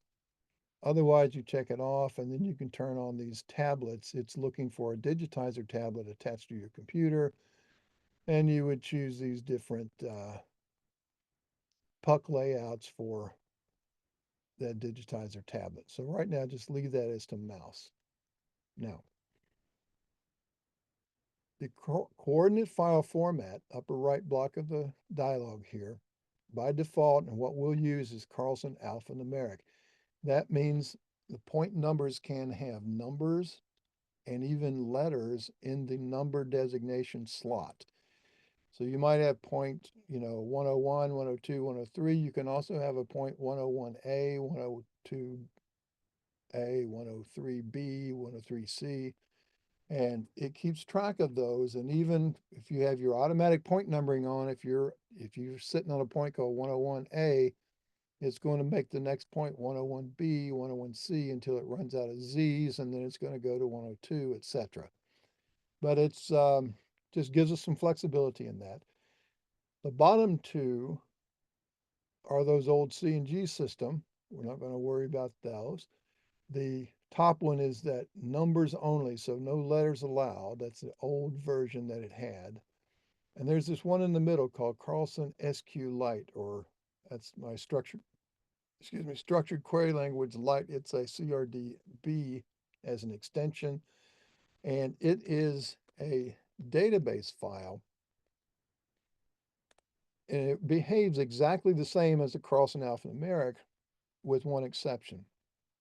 When we are using GIS type data, like we survey a point, and then we might ask it for, okay, let's say that point is a manhole, and we might then we're going to collect some additional data, maybe things like utility type, electric, water, sewer, storm, date of last inspection, different data that goes with that. It's called GIS data. And when you are using that particular type of coordinate file, that data gets stored right there in that coordinate file as part of that database. If you're not using it, you can still track that data, but it just makes another file, same name as the coordinate file, and it puts a .gis extension on it so that it always knows, which point. It goes to the other file and looks up the data. So for now, we'll just leave it. This is more commonly used. It will be a CRD file, coordinate, versus a CRDB, which is that SQLite. So either one would work. I would recommend leaving it alphanumeric. Now I'm going to skip over object linking here for just a second, and we're going to talk about this remove arcs business down here at the bottom.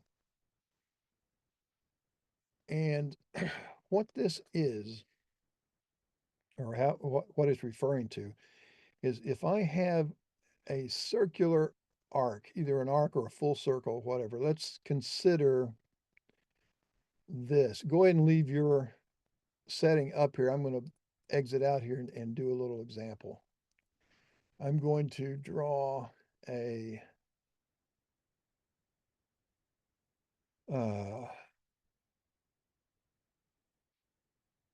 let me draw a polyline. I'm going to go from here to here, and then I'm going to do an arc. And then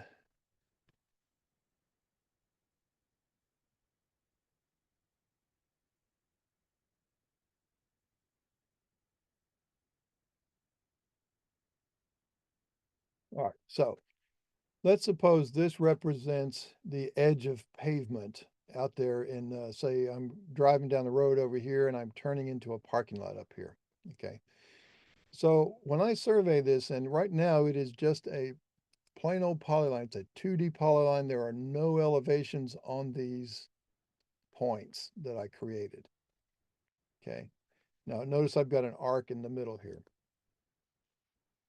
So if this thing has elevation, I'm gonna copy that just up here to the north a little ways. And I'm going to turn that into a 3D element. I'm going to say 2D to 3D by start and end elevations. I'm going to start here at say elevation 100. And I'm going to go to say 102.5. So it rises 2.5 feet along the way. But notice the difference in grips when I look at that one versus this one. This one is an arc. You see it a start point and end point. And you see the little half grip for the midpoint. Same thing, half grip for the midpoint here. The grips up here, though, are just endpoints because that is, if I select that and look at my properties, I see that is a 3D polyline. And if I sit down here in my vertex and I start stepping through the vertices, you see right now it reads vertex Z is 100, is 101.1, 101.26, 0.34, etc. So it's rising from 100 all the way around to 102.5. But again, because this was an arc, it's truly circular, because this arc starts at this elevation and ends at a different elevation. You can consider, if you're out there standing over this on the ground and you pick this thing up and start it off at 100 feet, and then you come up here and you pull this point up to whatever that was, 101.1, and then you come around to this point and it's sitting at 101.9.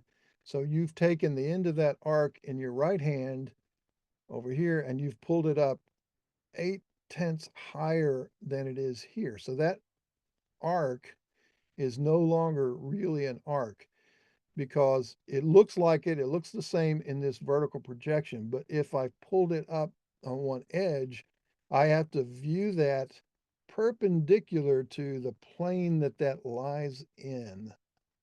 And now that would no longer be an arc, it would be stretched. And that's why no CAD system in the world can have variable elevation three-dimensional arcs. It has to be represented by these little segments. Okay. And so the however many segments that are represented here, I'm going to do another something. I'm going to copy this up a couple more times. I'll go one there, and one there. Now, you saw what this one resulted in. Okay, if I go back to my settings, Carlson configure, general settings, and now instead of this being 0.02, I'm going to say 0.0001. And I'm going to repeat that command. I'm going to give that same thing 2D to 3D by start and end elevation. And I'm going to use this one now. And I'll start that one again at 100. And I'll go to 102.5. Same deal. Okay. So now when I look at, there's my first one. But if I look at my second one, whoa, look at that. There's a whole lot more little segments. And you can see it's a lot closer to being a smooth arc like this original one down here. You can see how circular that looks. This one is less circular, but it still, looks like it from a distance. And then we look at this one and it's way closer. All right, so we might be tempted to say, use this number, it's going to be a lot closer to being circular, right? But what we want to consider is that every single one of these little points along this, when we go to build our surfaces, that's going to be the corner of a triangle. It's going to start building thousands of these little triangles, and they're not really a whole lot different from each other. So the more you have here, the truer it is to circular, but the more complex, unnecessarily so, it becomes when we're modeling surfaces. So what the numbers mean are this. Back to Carlson configure. This maximum offset, now I'm going to put that back to 0.02 where I had it. What that means is when I have this circle, I'm going to now draw the polyline. And let me turn off this. It's going to represent that circle. Whoops.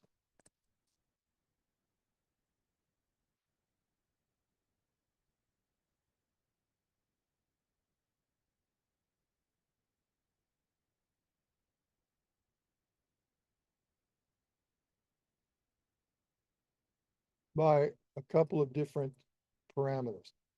The one that we were working with, that 0.02 versus 0.001, was under a setting called maximum offset. That means it's going to compute the distance between here.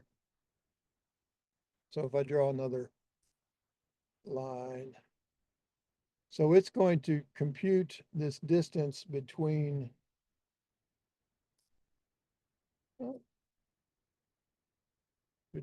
here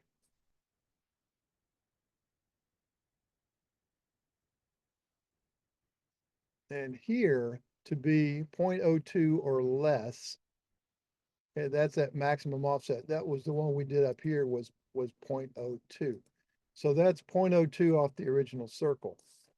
Up here, it's 0.001 off the original circle. So it's real tight to be in the same as the circle, but it's so close that it gives me too much granularity in my surface. So 0.02 to me, that's 2/100ths off of being a true circle.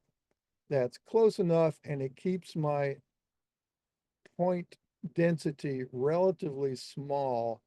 But if I were to put that on a bulldozer and go out there and build this curb, I would not be getting so much surface complexity that it bogs the machine down, and it's still going to be, I'm not going to be able to see that difference in my concrete curb, just 2/100ths of a foot off of that back line. So you can set that accordingly.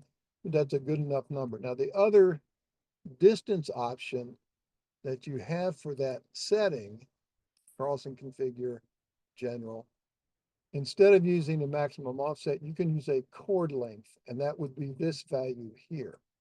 Now, what that means is it's going to create these chords that it's going to use to approximate the curve, and it's going to use the length of each curve, or I'm sorry, the length of each chorded segment would be that value or less. Okay, so you can see it now. I happen to think better in terms of that maximum offset than I do the distance I want for a curve, because depending on how sharp the curve is,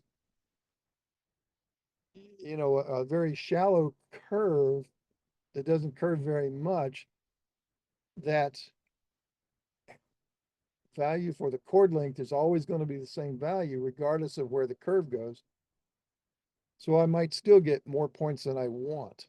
But if I use that maximum offset, that tells me put in the straight line chords just as often as you need to represent that curve, no matter which direction it's going and how tight the curve is, it's going to do that accordingly. So some curves, the tighter their curve, the more of those segments you're going to get, and not the case with using the segment length as the value, which works the other way around. The flatter the curve, the more of those segments you're going to get. Okay, so that's how that particular thing controls. Now back to settings, Carlson configure general settings. Here's Here's the money part of this is this object linking.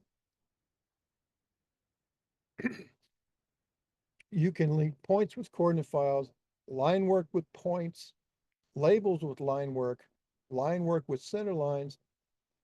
You can group your point entities. That's where we're talking about the CAD point, the CAD or the point symbol and the point attributes. You want to keep those grouped so they behave as a single unit.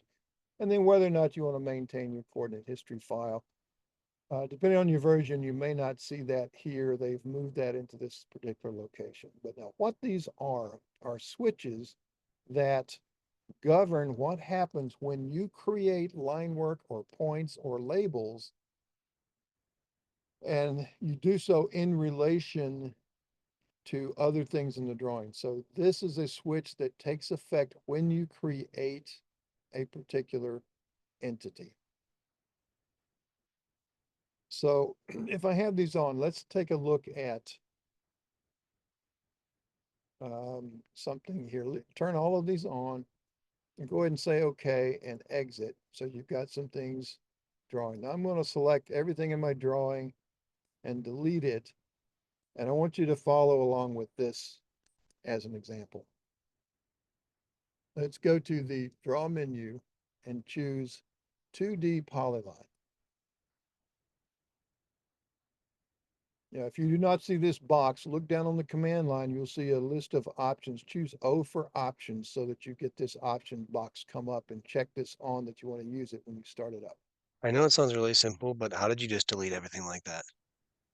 I I selected it, sure, but selected it, and then you can either just hit the delete key on the keyboard, or I went over here and chose this X delete icon over on the right.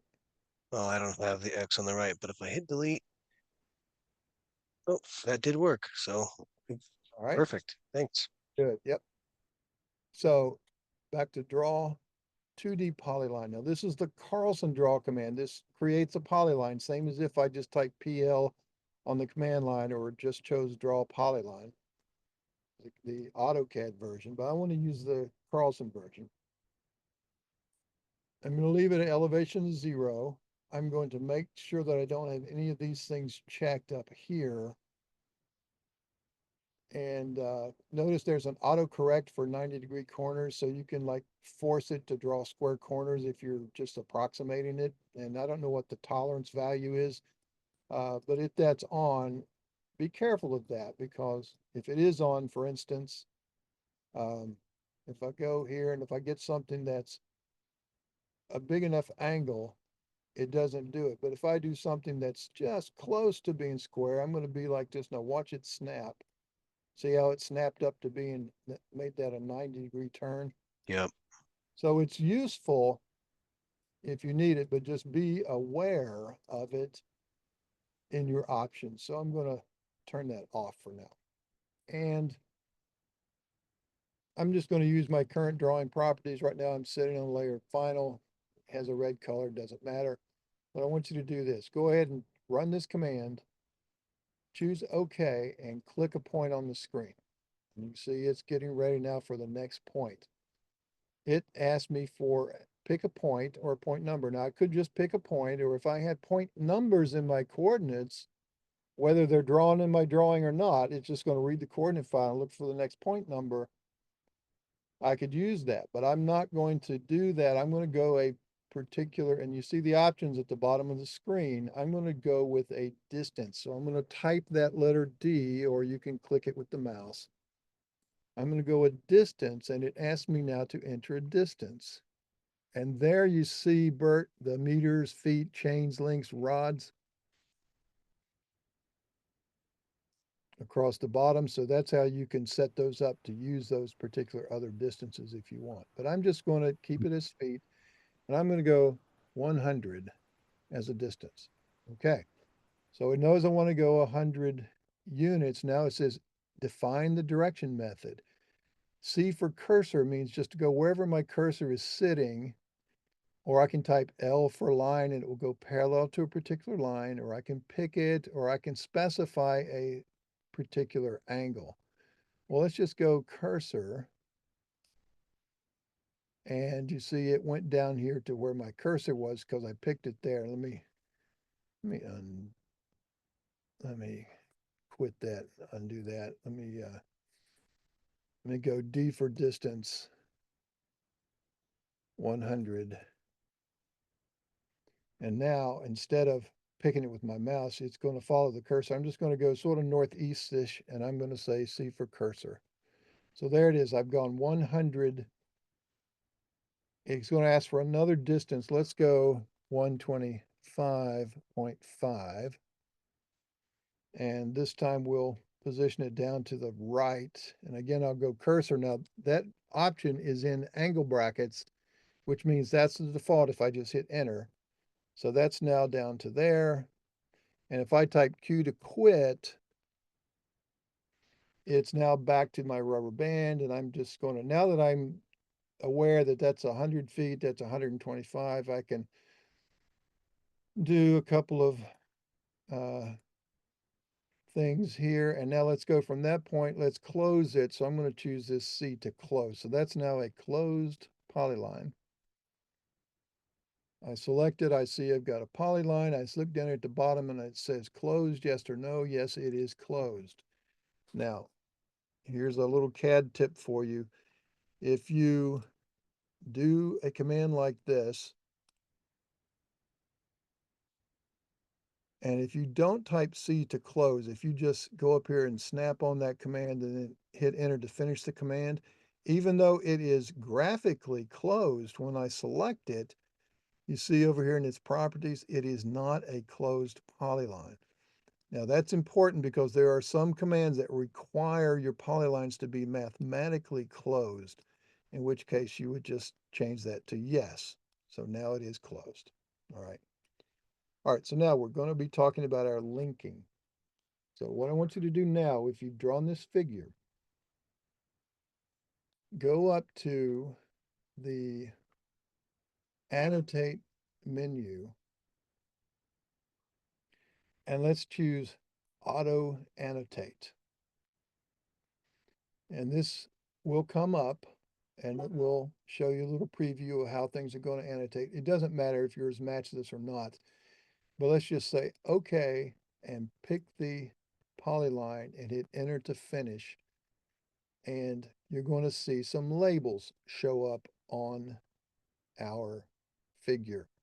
Let's say that was somebody's property. There's that 100 feet at north, 65 degrees, 1 minute, 20 seconds east. Here's our 125. Down here's the rest of this that we just screen picked, okay? Likewise, let's go to the area layout menu and let's choose area by closed polyline.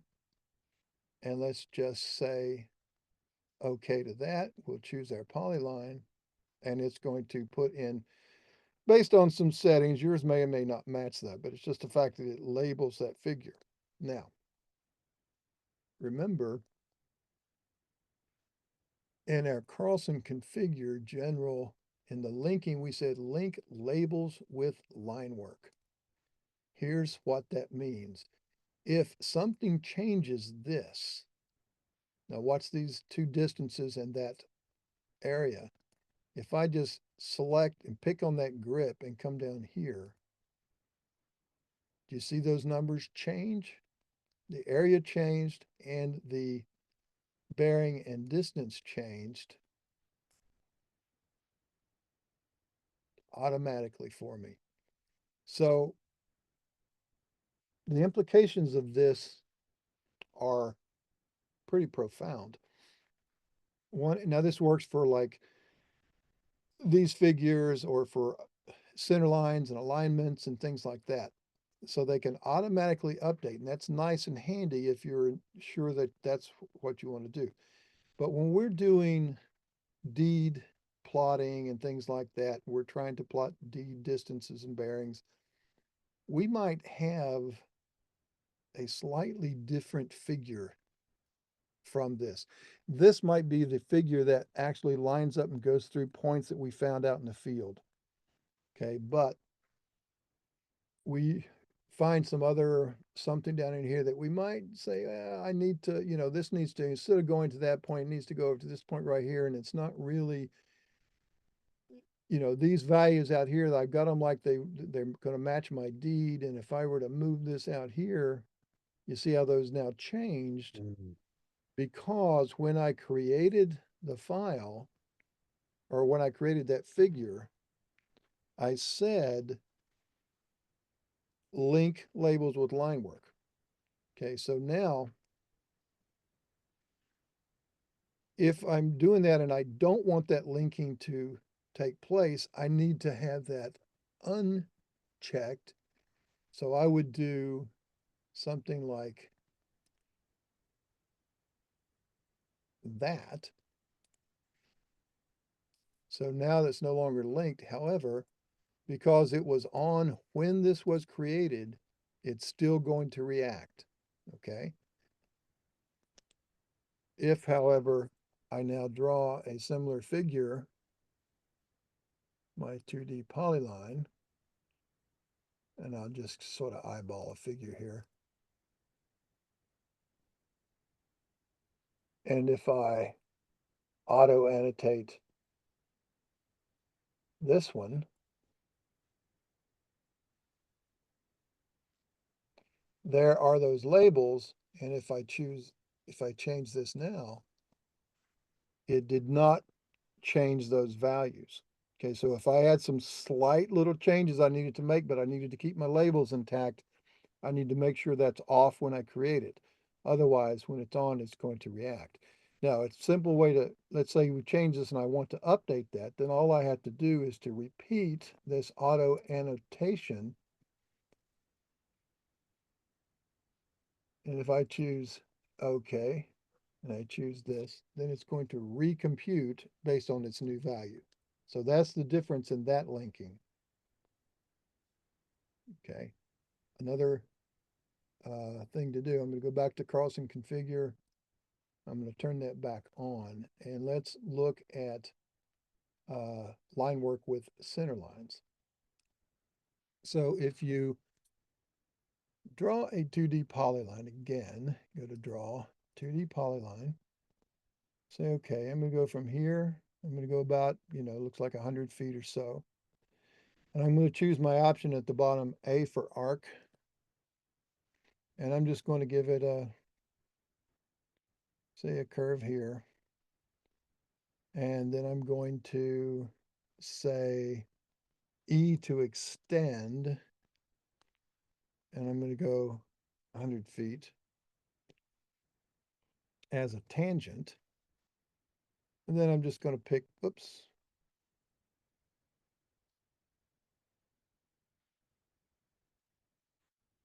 Oh, I need to.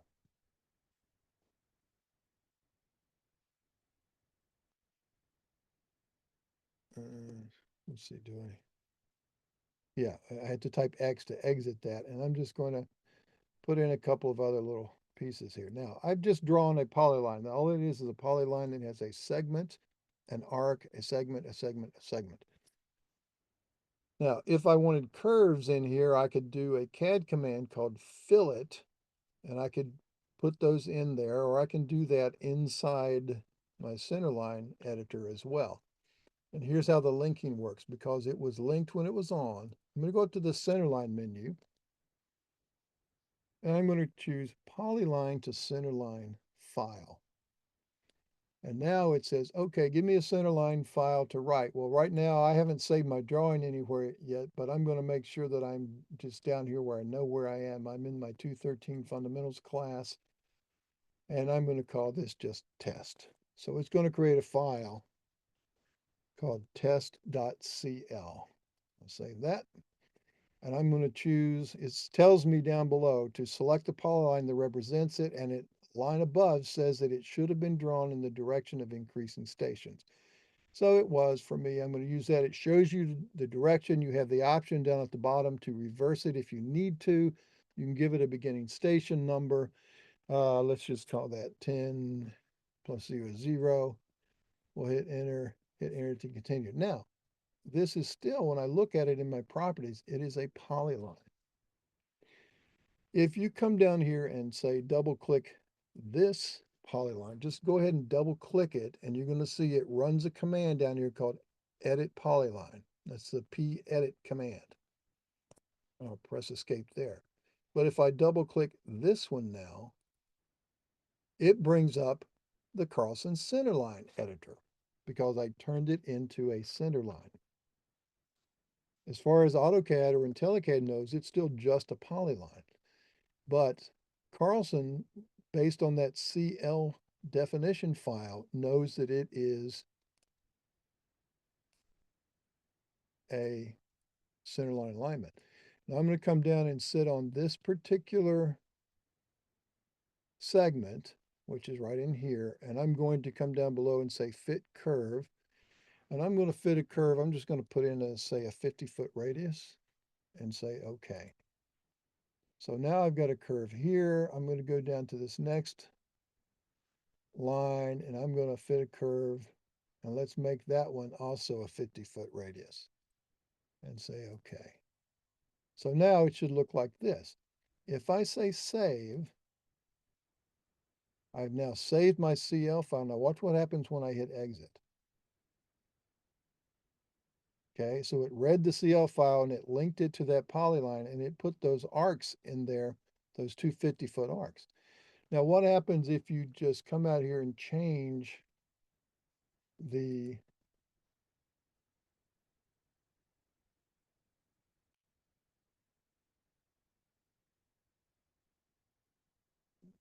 I'm just going to grip edit some of these files. Notice it's maintaining that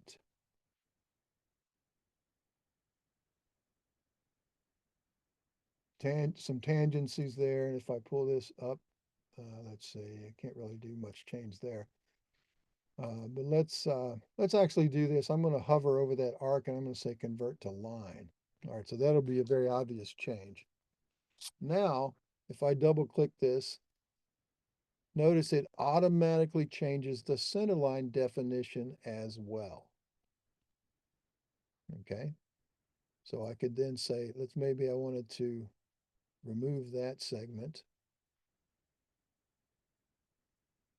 Save, exit. So that's what that linking does with center lines with line work. And again, it behaves that way, however it was created, when whatever the switch is set to when you create it is the way that's going to behave. Now there's ways to uncouple that linking over here under File, Drawing Utilities, where you can remove this extended entity data, remove reactors and groups. You can do that, but it's easier sometimes just to keep track of it and redraw it if you need to based on the linking. Now, when we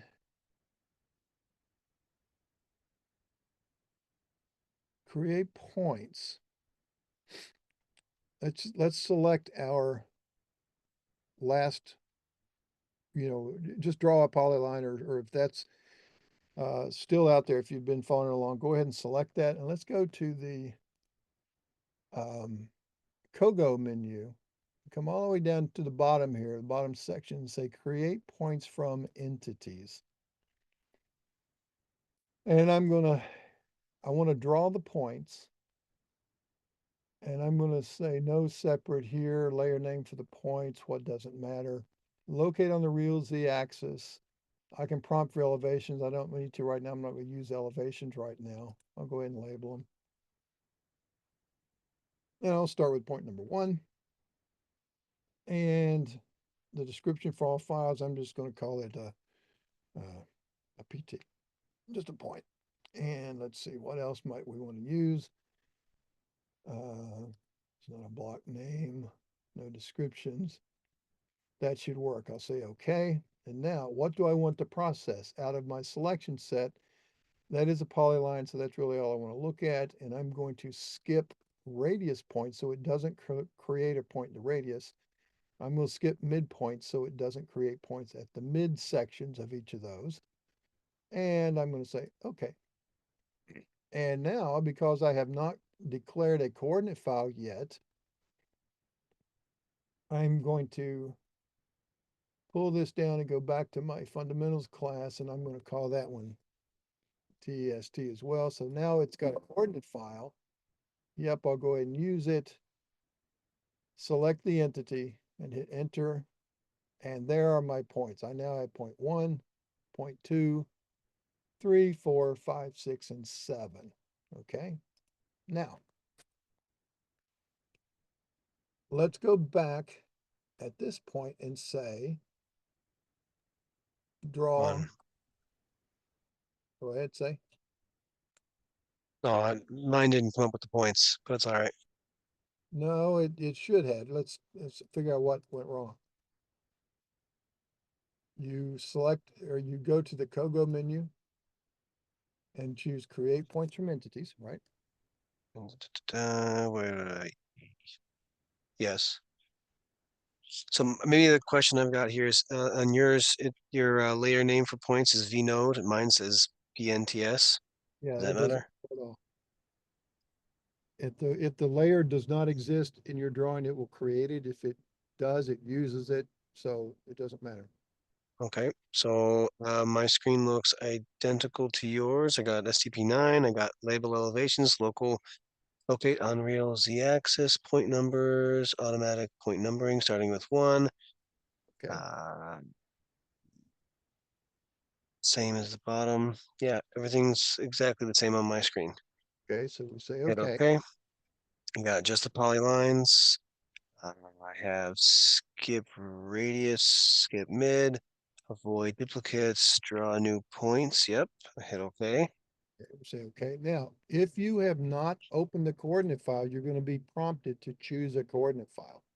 Yeah, and I created, it was like drawing one, and I put drawing one test Okay. and then hit okay. And All as if right. it doesn't exist, create it, I hit okay, Yep. and I still don't have points. All right. Look at the command line.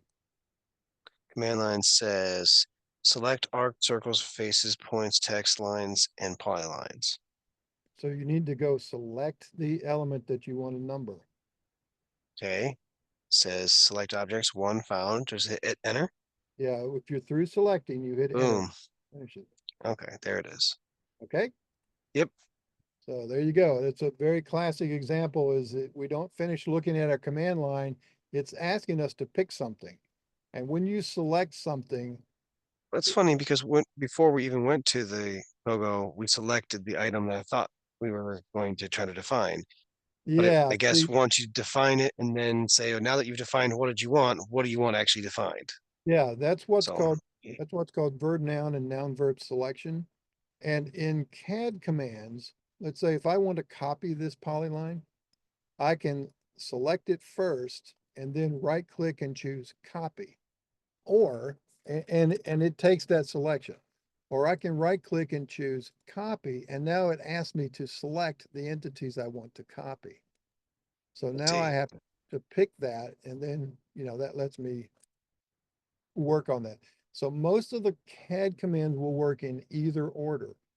Most of the Carlson commands, however, run the command first, and even if you have something selected, it's going to prompt you to select the entities you want to use after you've filled out the dialog box.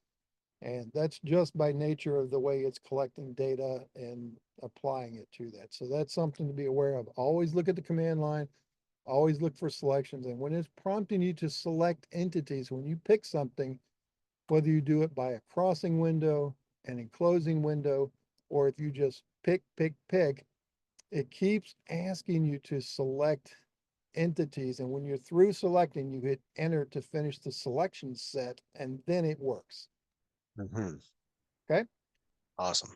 All right. Good question. Now, so we've got this set of points that we've created on that line.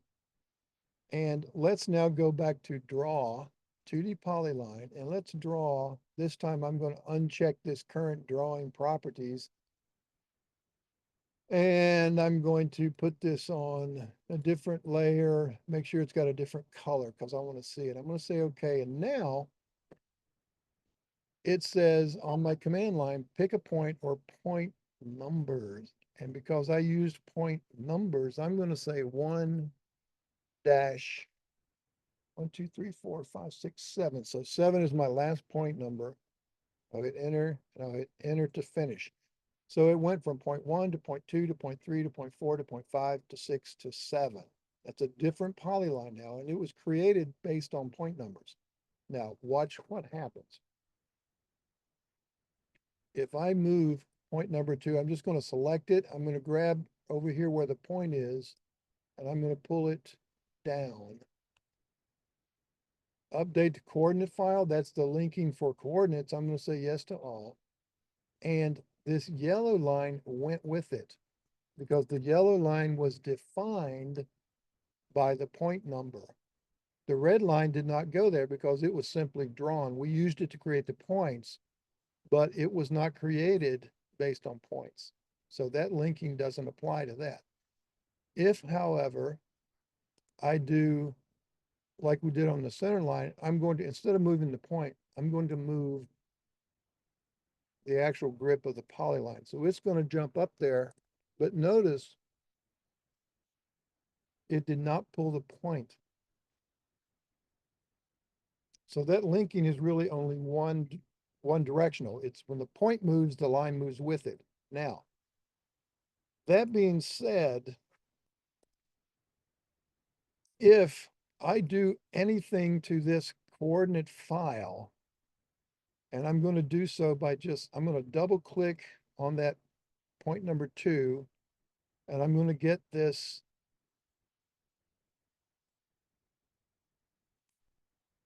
little dialog box up here. And instead of, say, northern of 0.789, maybe I just put a 0 on the end of that, and I say okay.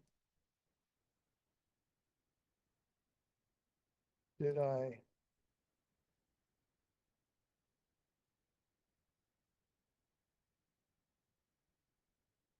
Make that 8.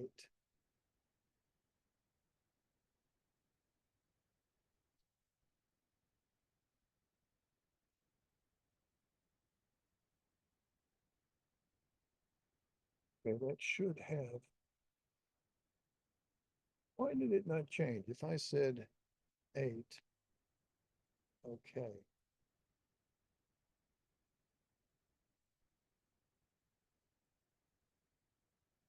Well, it's not updating for some reason. Let me go edit that point.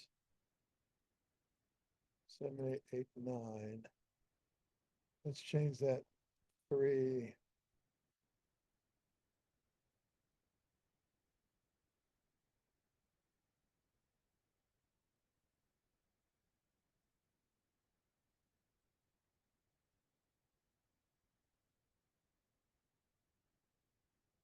Let's see here.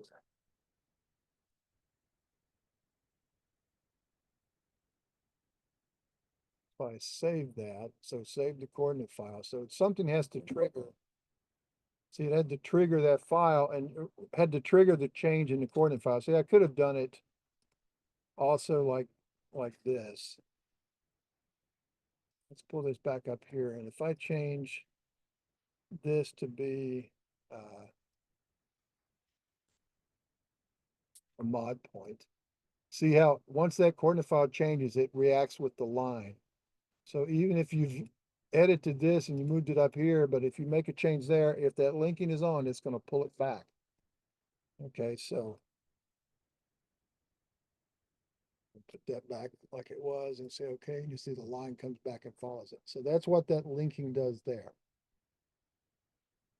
These others, Carlson configure, general settings, link the points with coordinate file. You saw it prompted me when I moved the point graphically on the screen if I wanted to update the coordinate file. And I said, yes.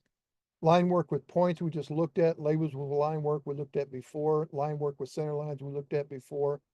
We're going to keep those entities grouped and we're going to maintain the coordinate history file. And the reason for that is we've made a few changes to our points. We'll go to our points menu. We'll look at our coordinate file utilities, which is in that first block. Tells me the file I'm using, highest point number, et cetera, et cetera. And if I go to my point history, which is the bottom right button, I see that I have a series of commands that I've run on these, and I can actually come down here and say undo through those particular sets of changes. me actually undo far enough. Let's undo that one as well. And you noticed, and behind it there, it put number 2 back where it originally was, and the line went with it. Okay. So that's how all of that linking is going to work. Do you follow? Okay. Uh, Yep. it's like, Go ahead. No, I just said, yep, following. Okay. So we are at a perfect time for a 15-minute afternoon break. So I will pause our recording. All right. So we looked at a couple of things here. Again, if we've got anything drawn in our drawing, including our points, let's just select everything there and delete it all. And I'm going to do one more little command here to illustrate a couple of points, a couple of items, and then we'll jump into a pre-made drawing and see some of our editing commands.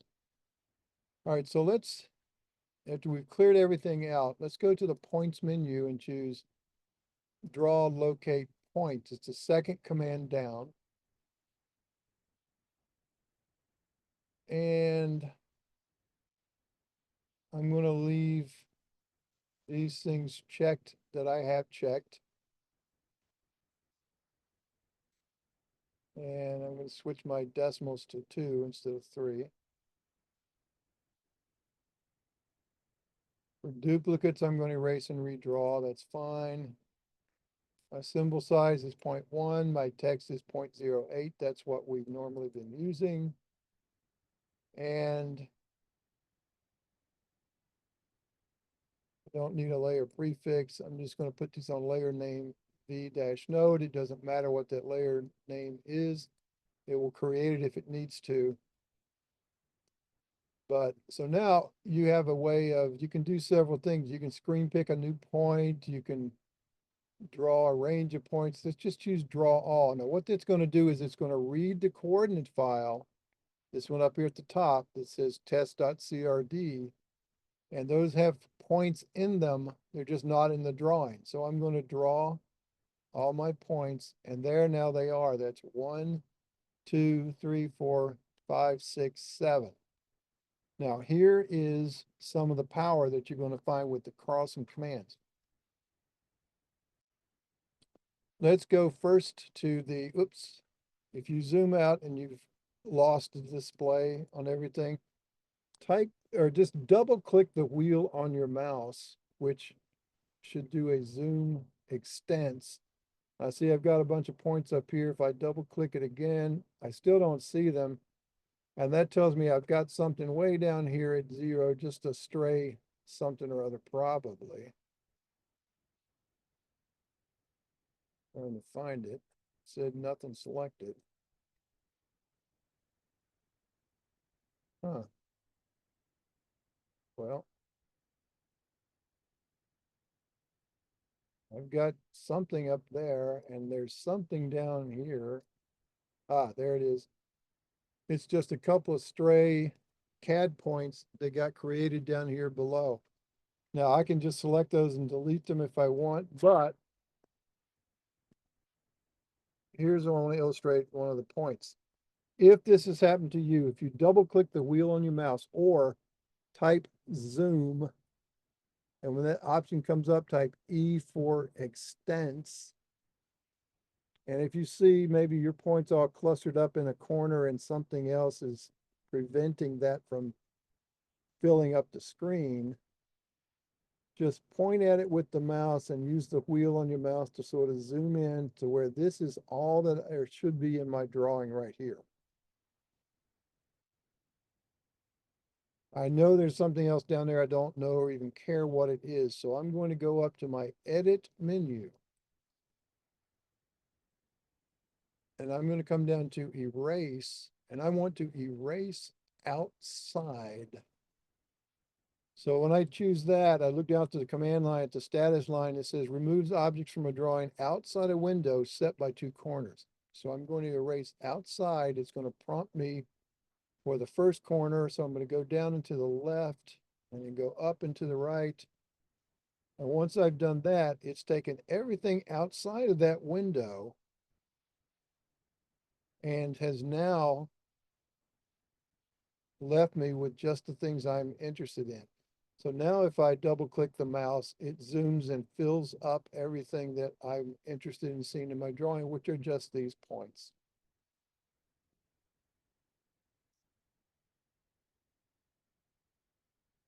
Okay, so everybody should have, yes, Josh.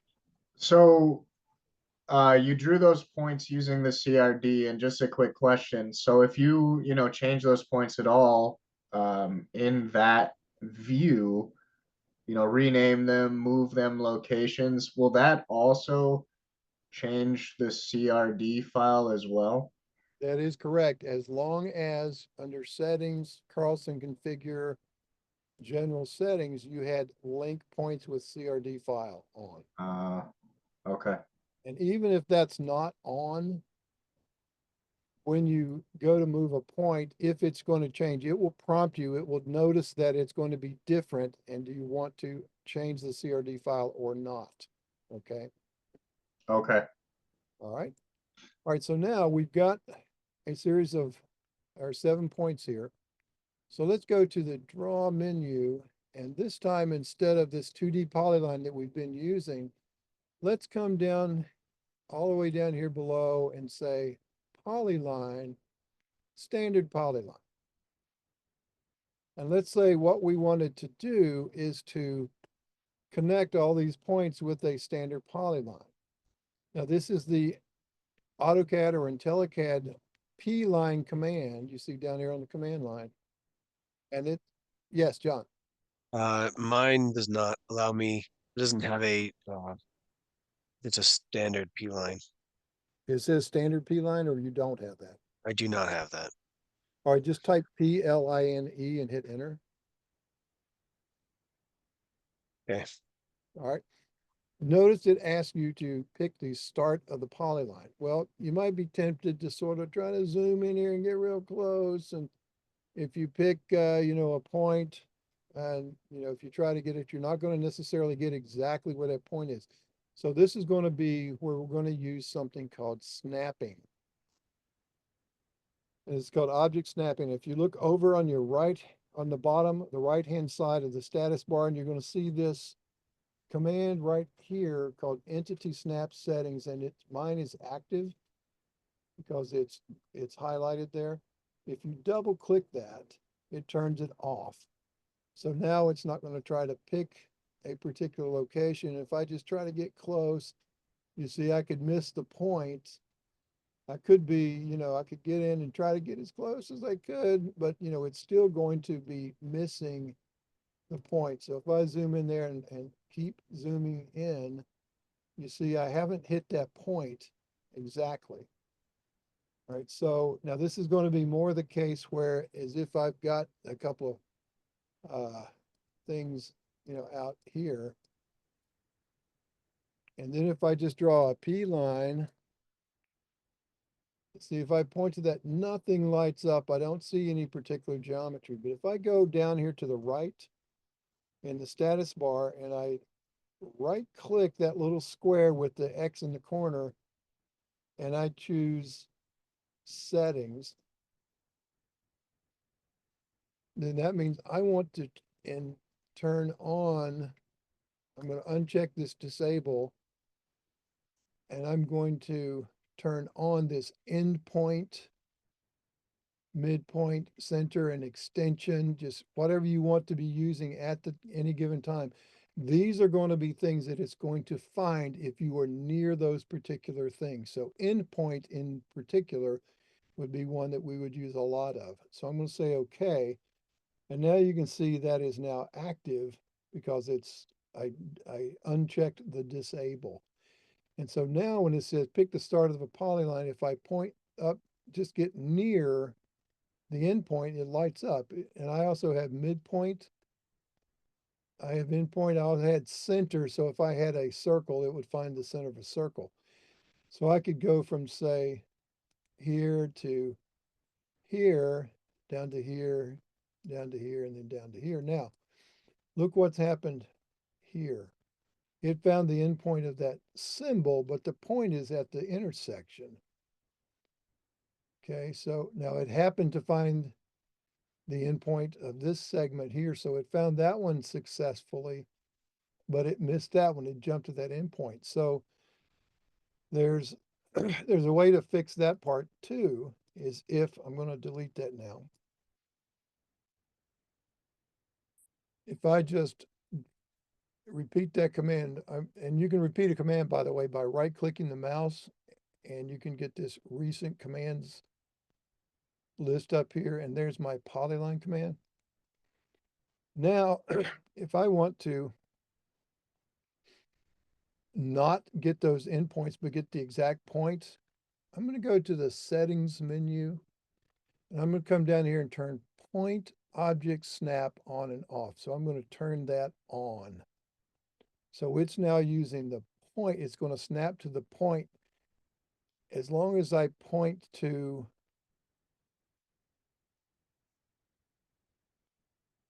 let's see, hold on a second. Let me repeat the command here now. So now, I've got some kind of disconnect with my mouse going on here. All right, if I make sure my point object snapping is on, there it's on. So now if I P line, and now if I don't point near the symbol, but if I point near the point label, you see how the snap indicator comes up right in the middle? And it tells me a little pop-up, the point number, the coordinate value, the description, and the file that came from. So there's point number 1. I can now use the endpoint of that graphic, say the midpoint of that graphic, come down here and I'll get point number 2. Notice I'm clicking at the description so it snaps to the point and I don't accidentally pick up those endpoints of that symbol. Okay, so that is that point object snap, and that is a setting that is Carlson specific, and that's under your settings, that point object snap on and off. Okay, so that's something that might help you, but you're going to want to use those object snaps like endpoints and midpoints and center when you're doing your object creation, because a lot of times you need them to be exactly on a particular point. Now I'm going to select that guy and delete him. I'm back to my points. But now, so if I were to do a P line, standard AutoCAD polyline, I could go point by point and grab all of these that I want. But suppose I'm even lazier than that and I don't want to have to pick each one in order, but I know the ones I want to go through. So let's say I want to go from point 1 to 2 to 3, skip 4 and go 5 to 7, 5 to 6 to 7. So if I use a Carlson draw command and not the AutoCAD draw command, I'm going to go draw a 2D polyline. Again, you've seen this before. I'm going to say, okay, now notice the difference in the prompt. It says pick a point or point numbers. And that's the power of using Kogo points in our drawing. So if I say 1 to 3, that means 1-3. I'm going to go from point number 1 to point number 3. Now, if I'm going to skip 4, I just type 5. Or I could have said 5-7, but now I would say 7. And it skips 6 and goes to 7. And then I hit enter to finish. So now that line has been created with points, and it would react to any changes in the point locations like you saw before in the linking. Okay, but that, that right there is the main difference between a Carlson version of a command. Like, and again, what is this thing? It is just a polyline. There's no difference in that than if I created it with the AutoCAD P-line command. It's just Carlson gives me some additional tools that I can use to create that point. Primarily, the difference it gives me is it's going to, anywhere it's asking for a point, I can either pick a point, or you can even type a coordinate value down here, X comma Y. But it says pick a point or point numbers. So if you use point numbers and you're going to, and your intent is to, follow a bunch of points, even if you're doing down here, now I'm going to go say 2 through 4. And then I'll do a couple more points and then say 5 through 7 and then enter to finish. So it can be at any point along the way when it's asking for point numbers, you can use those, and you can use them as ranges of points and help you to create entities in your drawing. And this is what surveyors do, because they come back from the field and they got a whole bunch of points. Okay, and so they dump the points in and then they start playing connect the dots, and they start say, okay, well, I'm going to put, say this is the, the broken up edge of a parking lot on pavement. So if I were to repeat this command 2D polyline, I might say, all right, that's existing, or maybe I would type in here, EOP for edge of pavement. Now I don't have that layer yet, but it's going to create it. And then I might just say 1-7 and finish enter. And so now if I select that, I see in my properties, that's the layer, it created it, set the color to white or black. And it created it through those dots. Now, you're going to have a bunch of other points, for instance. Let's go to the point menu and choose draw locate point. And this time I'm going to change my symbol to be this round circle. And I'm going to say screen pick. And I'm going to come down here and I'm going to pick a point just in space. And it's going to pop up and it's going to ask me a point elevation. I'll just keep it at 0 for now. And it wants to know a description. Well, maybe that description is a manhole, MH. All right, so there's a manhole. And let's say I had another one over here. It says pick a point to create. So I just click a point on the screen, same elevation of 0, and I'll keep the description as a manhole. So now I have 2 manholes. Okay, so now you can imagine coming back in from the field, you've got hundreds, if not thousands of points that you got to play connect the dots with. Now you can do all that. You can use your point numbers. You can be smart about all this, but here's something in survey. So let's go up to the survey menu and let's choose draw field to finish. Now this is going to be a real quick little introduction to this. We're not going to spend much time on it, but this is the power that you're going to get out of this kind of a system. So I'm going to draw field to finish. I'm going to have these checked. I'm going to choose my range of points is going to be all. Erase any existing, erasing range. My code table, I'm going to hit the set button and I'm going to go to the new tab and I'm just going to call this one test again. And I'm going to say just exit for that. My coordinate file is the coordinate file I've got in use. And I'm going to now edit my codes. So that button right there says edit the codes. Okay, so now I have all codes. I have no codes defined, nothing to sign because my file is empty, but I'm going to go down here and I'm going to create some code definitions. I'm going to choose add. And I know I've got a code called PT. That's my point codes. That's going to be that edge of pavement for now. So I'm just going to leave that there and I'm going to say come down here at the bottom and choose 2D polyline. and I'm going to go symbol. And right now I'm going to leave my symbol name or set symbol. I'm going to leave that blank. If you need to set it to something else, just choose that first one blank. And I'm going to go to my line type tab at the top. And I'm just going to say my line type. I can leave it to either by layer, or I can set it to a particular line type. And maybe I'll just use let's use a -2. I think that should work. And I'll say, okay, that's all I want to do. Oh, sorry. Let's see. Let's change that. Let's call it EP. That was a reserved word. I'm sorry if I mistook that. So I'm going to make a code called EP.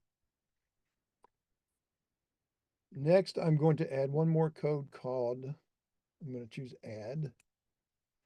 And this one's going to be MH for manhole. And I'm going to put that, I'm going to make that a 2D polyline also. And I'm going to, in the main layer, I'm going to call that, let's call it sand for sanitary.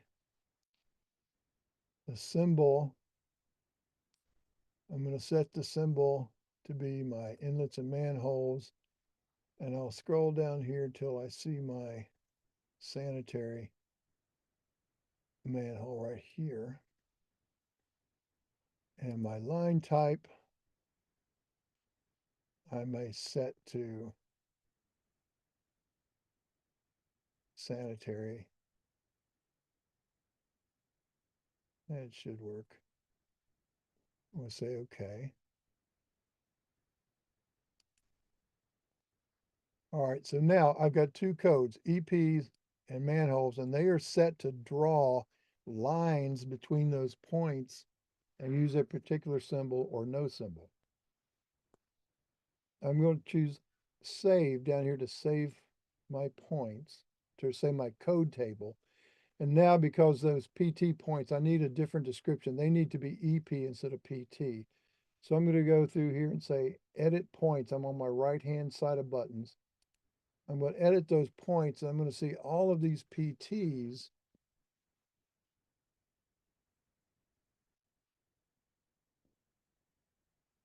I'm going to change those to the PTs. I'm going to change to ET. So I can go to search. I'm going to replace.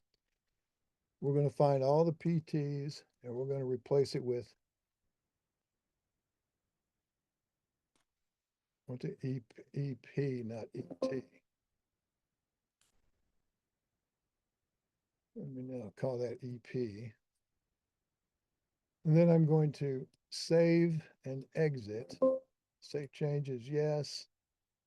And now I've got EP and MH, and you can see in my descriptions here, I've got an EP for all of those that used to say PT, and now I've got MH. So I'll say exit that. And now I've got a little simple code table that's going to go through here and draw all of my points. It put this line on a layer called final, which is my current layer. It used that line type of -2, and it made this sanitary symbol line for the line that was probably the wrong line style to use. But you can see, in fact, if I go back to draw field to finish, I'm going to edit my codes, and instead of that particular line style, I need to change this spacing to 1 instead of 0.3. So I'll go every 1.5 inches, let's say.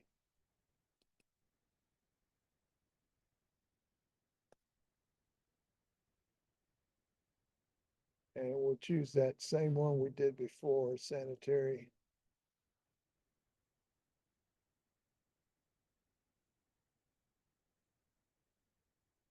save, exit, and then it's going to erase everything and redraw it. Now you see I've got a sanitary sewer line on my layer called SAN with that line type for the sewer. I've got a symbol for the point, and I've got this edge of pavement with no symbols. You can see the little dot for the point in there.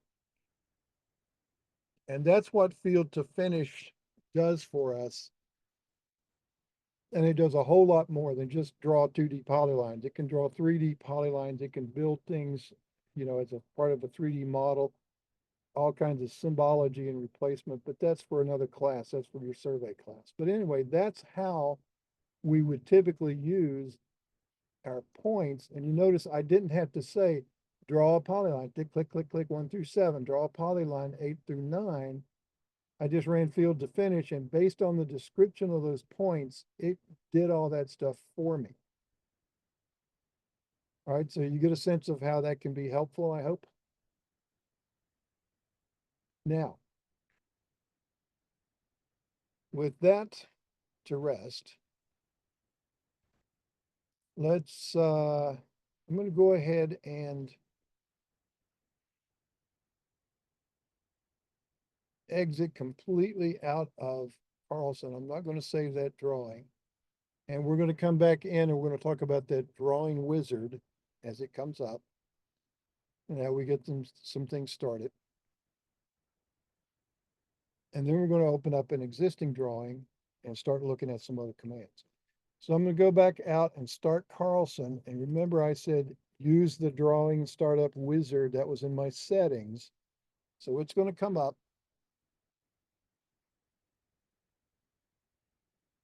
Oh, wait a minute. Sorry.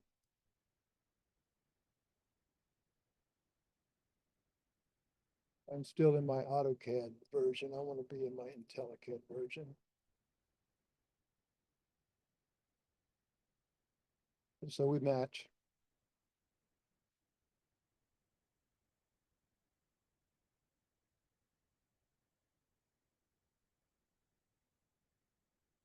All right, so we get our startup screen. I'm going to go here to the new drawing and I'm going to choose that.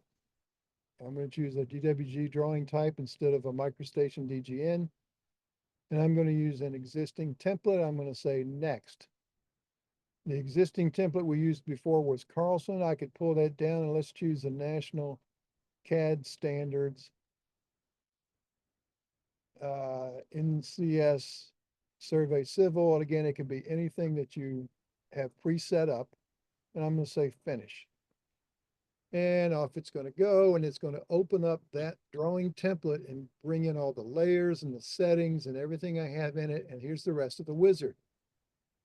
There's my default drawing folder. Right now it's set to project, but it wants a new drawing name. So if I hit set, I'm going to now start off where I told it to start in Carlson Projects. And over here in my subfolders, I'm going to choose, there's my subfolder for my class. I'll double click that. There's the one drawing that I looked at earlier. And so I'm going to call this one class example 2. Okay.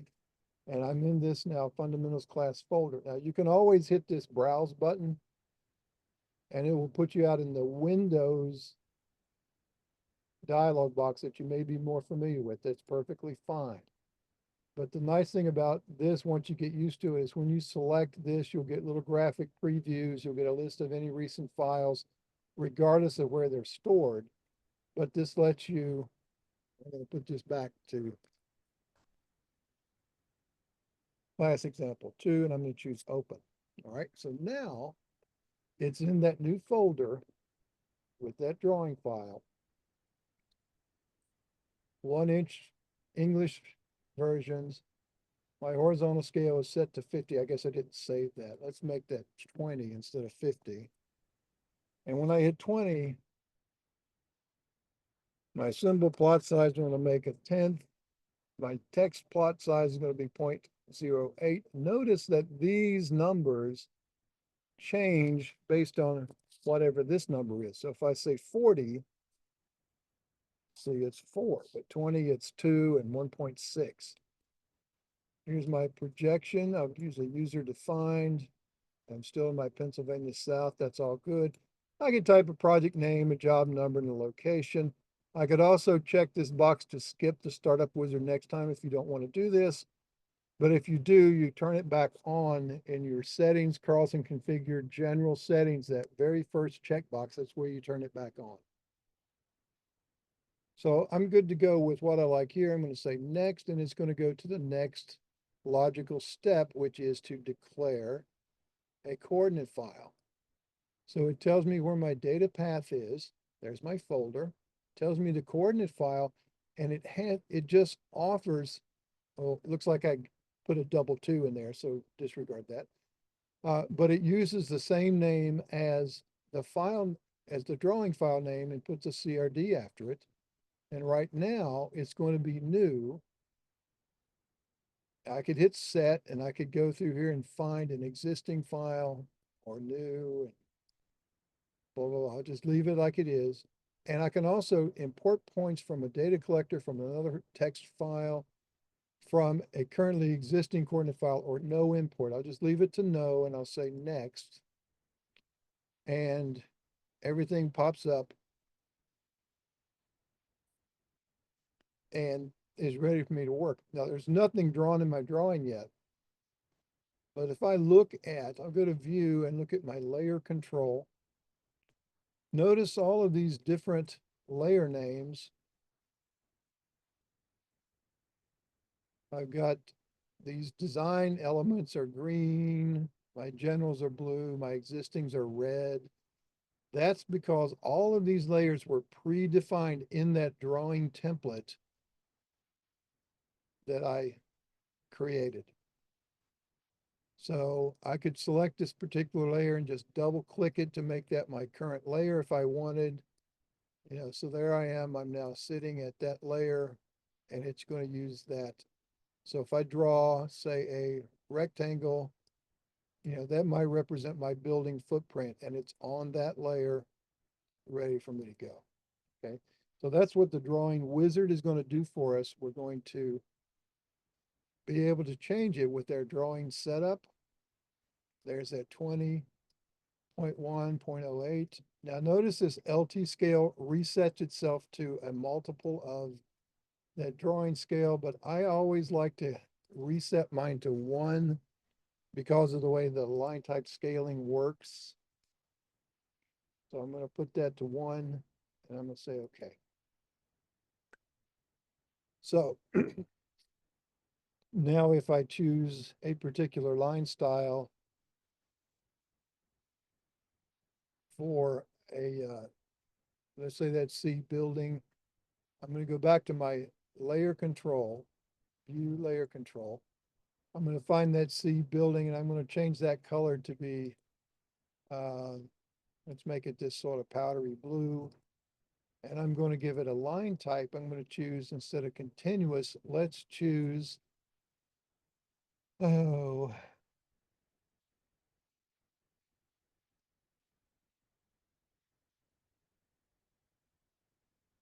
no, there's a particular one that would be useful.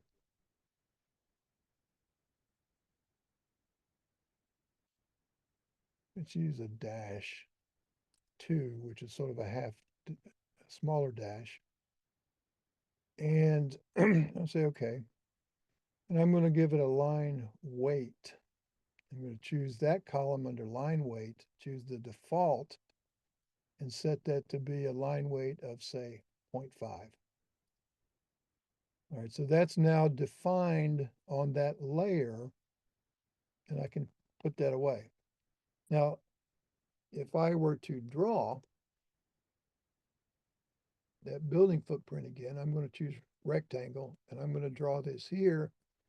Now notice it has that, and you see that dash line, it's sort of skinny, but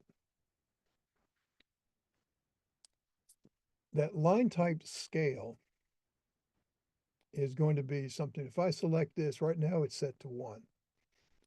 If I were to change that to, say, 10, notice how it gets bigger as the pattern goes. If I set it to 20, whoops.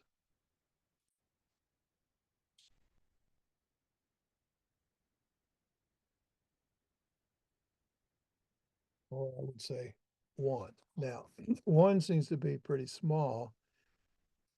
And in fact, let me see what this distance happens to be.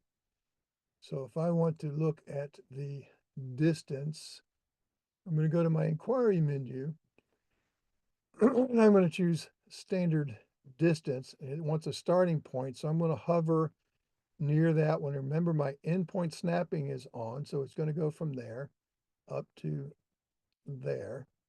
And see, that's 151 units. So that's, you know, a good industrial sized building. But my line style is still sort of ultra tiny. And there's a couple of settings, and normally we would set these up in our drawing templates. And there's, first of all, there was the LT scale, line type scale. A global line type scale, we're going to set that to 1. And then we're going to have 2 other variables. One's called MS LT scale. And it right now is off, but I'm going to turn it on. There's also a PS LT scale. I'm going to also turn that on. Now, what MS LT scale and PS LT scale mean is model space and paper, model space and paper space line type scaling. Paper space is this other tab down there at the bottom, and this is where you compose your drawings. So now you can see if that were a drawing sheet, that dash looks a little more like what I like to see. My model space, I'm going to have to do a regen, and I'm going to choose RE, and I'm going to choose regen all.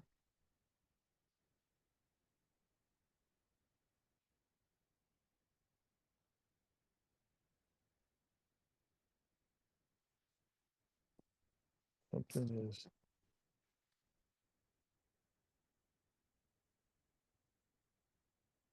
not updating here. Let me see, line type is border, and set it back to bilayer. Well, it's still,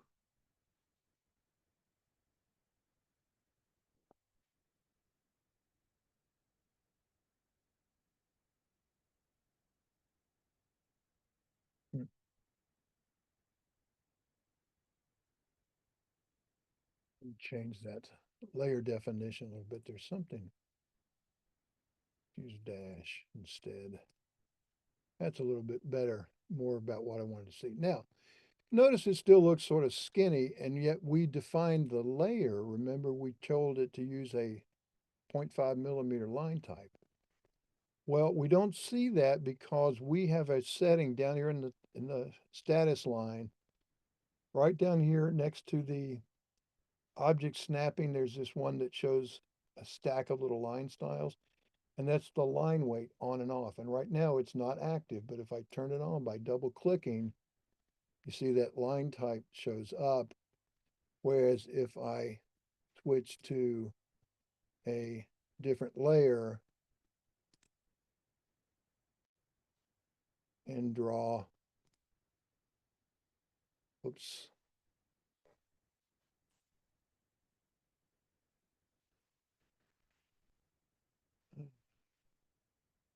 Let's do that again. We'll use our current drawing settings. So I'll go up here.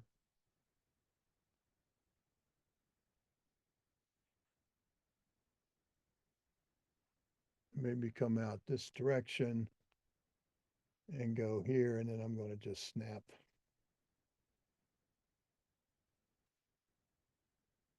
perpendicular to it here.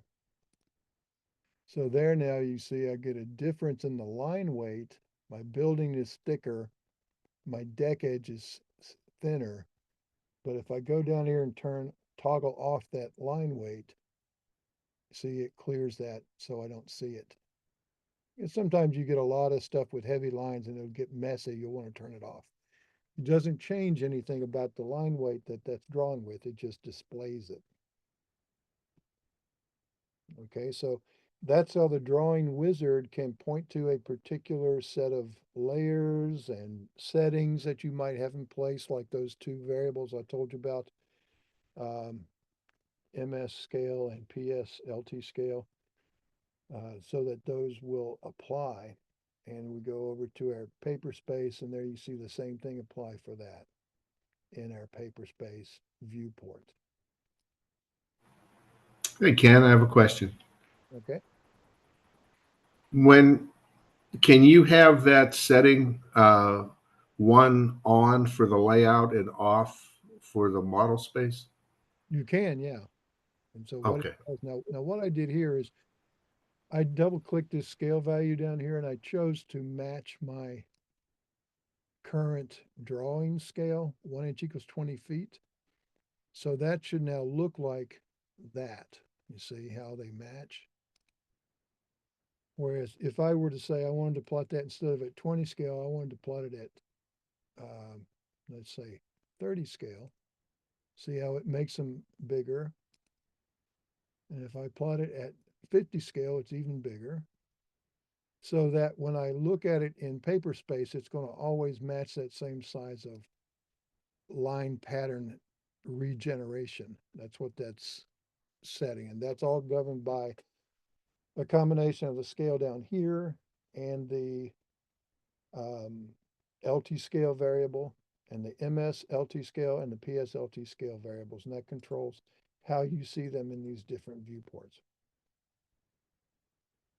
Okay, so, and that's nothing to really do a whole lot of fretting over. That's just sort of more of the fine tuning controls that you have, using it in conjunction with the CAD system with those variables and also with your scaling that you're going to set up in your drawing configurations.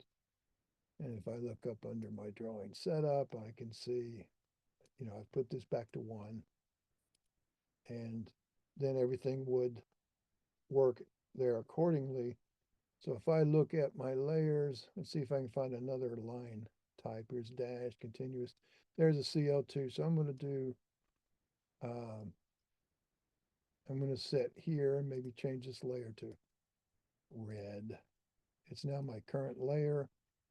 And if I draw a 2D polyline, whoops, it's a 3D, a 2D polyline, the current, and if I draw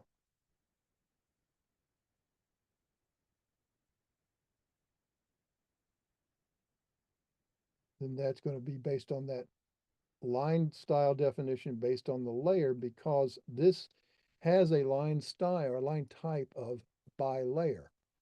But now I can make it anything I want it. There's border 2, you know, so you can have something on a particular layer and the line style might not match what your layer definition is, because that object has a discrete, specifically set line style. But one of the things that you can do is everything that has a line type of by layer will read the layer definition. Same thing for color, by layer, read the layer definition and create it having that property. Okay?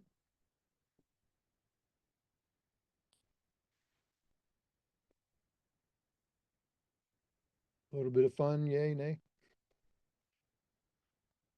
All right, so let's close this file. I'm gonna just come up here to this tab and hit that X button. Do I want to save changes? You can choose yes or no. Let's go ahead and save it. It's not going to hurt anything. We'll close back to the beginning and let's now choose open files. So this time we're going to open an existing file that has some data in it. And it's going to point me to where I last left off, which was in this fundamentals class folder, but I've got another folder in there called data sets. So if I double click that, now you're going to see these files in here that start with a period and an underline. You can ignore those. Those get generated because all of this stuff was done on a Macintosh. And so that was it. You may see them, you may not. Mine show them. But if you do, just ignore any of those. They're tiny little files and they're just pointer records. There's nothing in them. But I want to find this file called sample from T3 global and choose open. Now, this is going to look like a bit of a mess, right? Mine didn't want to open. What did it say? It says one or more SHX files are missing. What do you want to do? It does say skip or cancel. It does say ignore the missing files. There you go. Okay. All right. Those are shaped files that were used to maybe to make a, particular line type definition or something. Do I want to show the proxy graphics? Yes. I'm going to show those. That has to do with some object enablers because this file was made using Civil 3D, I believe. So it's got some things in it that may or may not trigger a response. You can just safely ignore those. Now, we got a bunch of stuff in our drawing here, and let's take a look at what we've got.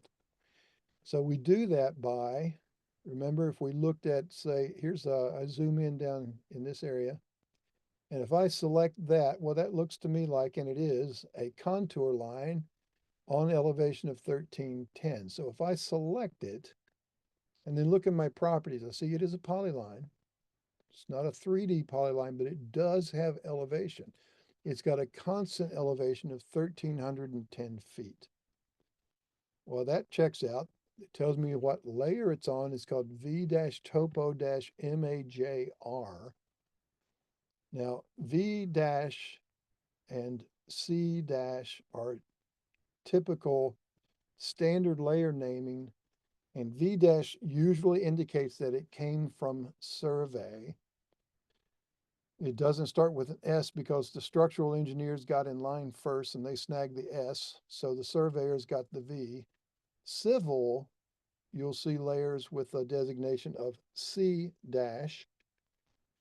okay, because they were up front in the line as well. And those are generally going to be for your proposed entities, things that they draw into the design, but existings are typically V. So that's a V- major, V- topo major. I clear my selection by pressing escape. I click another one that's beside that one, and I see it's on V- topo minor. Okay, all well and good. And you can go through the drawing, select different things and see what they're on, but there's an easier way of doing that. Let's say we wanted to see what layers things were on. So let's go to the inquiry menu and let's choose our drawing inspector on off. All right, so we come up, we look down the command line and it says inspector is on. Right click to activate the pop-up menu. So if I right click, I see some things that I have on here. I want to make sure I have enabled tag display on so that that's going to pop up on the screen. And I'm also want to say to display the layer name, make sure that has a checkbox. And the way you do these is you right click and choose it. And when it does it, it goes away again. You right click it again. So layer name, even elevation if you want. And you could say display polyline data. You can do all these things all together. So if I hover now, I'm not selecting, I'm just hovering. It tells me the layer name, the elevation, and then information about that segment that has a horizontal distance of 18.553, a slope distance the same. It tells me start and end elevation. It tells me the slope, and then the total distance of the entire polyline. And the current distance is the distance of the segment that I'm looking at, and then whether it's open or closed. All right, if I don't want to see all of that stuff, I'm going to turn off the display polyline data and display elevation. They're now, the only one that's on is my layer name. So now as I hover the mouse, that's V-topo major, V-topo minor. I hover over some of these white lines. I see an interesting layer name called V-topo BKLN, which stands for break line. Here's another one called V-site STRC, which is a structure. I see this piece of text is on V road IDEN. This right here is on V Road sign. That's an overhead sign across the road. There's a topo spot elevation. There's an IDEN, there's a power pole, V-site structure. So you can see an idea of what you've got. I've got a building over here that's on V-building outline, V-topo break line. Okay, but there's also some things underneath that. If I were to select that, and I'm going to right click and set its draw order to the back.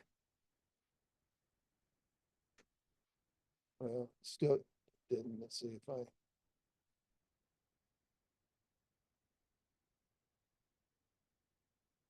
I want to get the outline and set its draw order to the front. That's what I want to do. Yeah. So now if I hover over that, I see that's on a layer called V parking outline, but it also has all of these V topo BKLN or break lines. They're right over top of that particular thing. So, you know, if I zoom way in tight, I'm still not going to see any edges, but if I select across them, I see that I have two different things. Okay, so there's not really any way that I can tell that with my drawing inspector other than just I know the file. Now, what that means is this. What has happened is this. If I were to go and look at that, I'm going to hold the shift key with my finger on the keyboard, and I'm going to press and hold the middle wheel on the mouse, and then I'm going to push it up. And you see how they come apart? So I've got some of these things, and then I'm going to let everything up and use the wheel to zoom out. So some of these things have elevation, but all of this other stuff is just drawn down at zero. This is just plan outlines of things that stay at zero. But we have some of the same things that are exactly the same, but they have elevation. Okay, so that's going to be, you know, an example of, and you can see the edges of the curbing. You can see these retaining walls and stuff like that. That's going to be what had been used to generate these contour lines as part of that model. Now I've got everything all swapped around. I'm going to come over here to this little cube and hit the top button and put it back into my plan view. You can also type the word PLAN, hit enter, and then hit enter again for the world coordinate system, and it will go back to plan view as well. All right, so that is a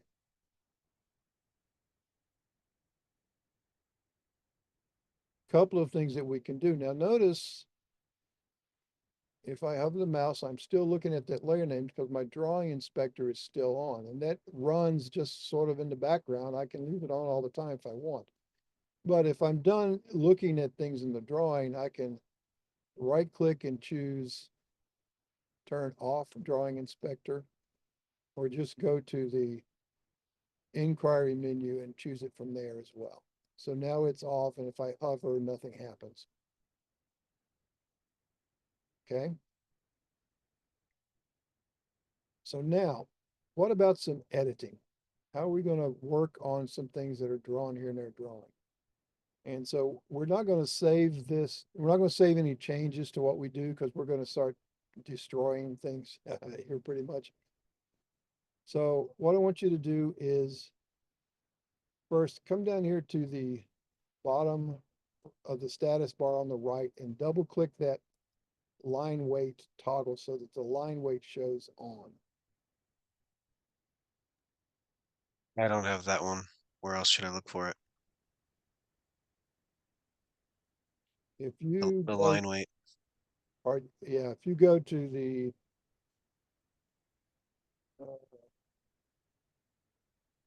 settings, maybe? No. there's a setting. Trying to find it.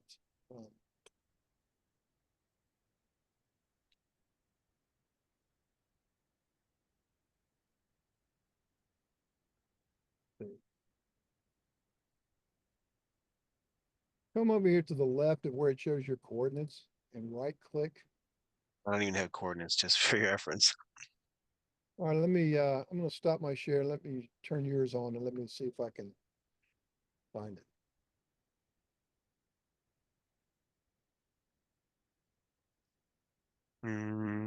Did I share the right one? Yep. All right, so I'm going to request remote control. See, you need to share the other one. The other, All right.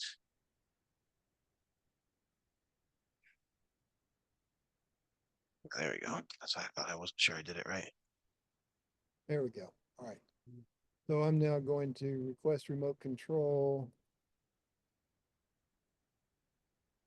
Here we go. Now, your status bar down here has this certain things turned on, not all of them. But if I go all the way over here to the Customize. customize, and if I Line weight. click that, I'm going to turn a couple of things on. I want coordinates on. So that's going to show me my coordinates. Yep. And I'm going to want my line. Excellent. So now you got that line weight. You can just double click it and it turns on. I tried to do that, like We hold just- down shift, use the scroll thing. I didn't get that to work either, but is that, I'm not sure if that's a, Let's see if you.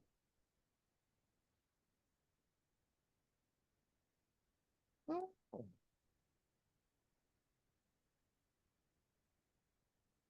Yeah, sure enough. Okay. So that is there may be some, yeah, the maybe closest thing I could get is if up in the right-hand corner with the northwest, east, south. If you hit that top, you can hit you can hit either one of those. Yeah, that'll work. And now if it's rotated like that, you can rotate it back to where north is up. correct. Yep. You can do that, or you can do this kind of thing here. You've got all of these, like 3D orbit, where you can just Oh, use, there you go. just use the left button on the mouse. Okay, so I have to then exit or something. you have to Yeah. right click and choose exit before you come Okay. back. All right, so that gives you a little bit of that sense. But anyway, we've got our line weight is on, our coordinates are displayed. So go ahead, I'm going to end remote control and you can stop your share and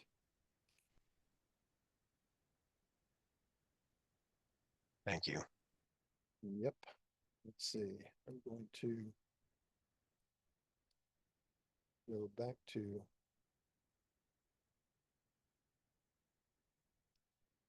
share. There we go. All right, so we've got our line weight on. So now I want you to draw a You rectangle. didn't share yet. You're not seeing that yet? Nope. Now I got your home screen. Oh, good heavens, what's going on? Stop share. Share.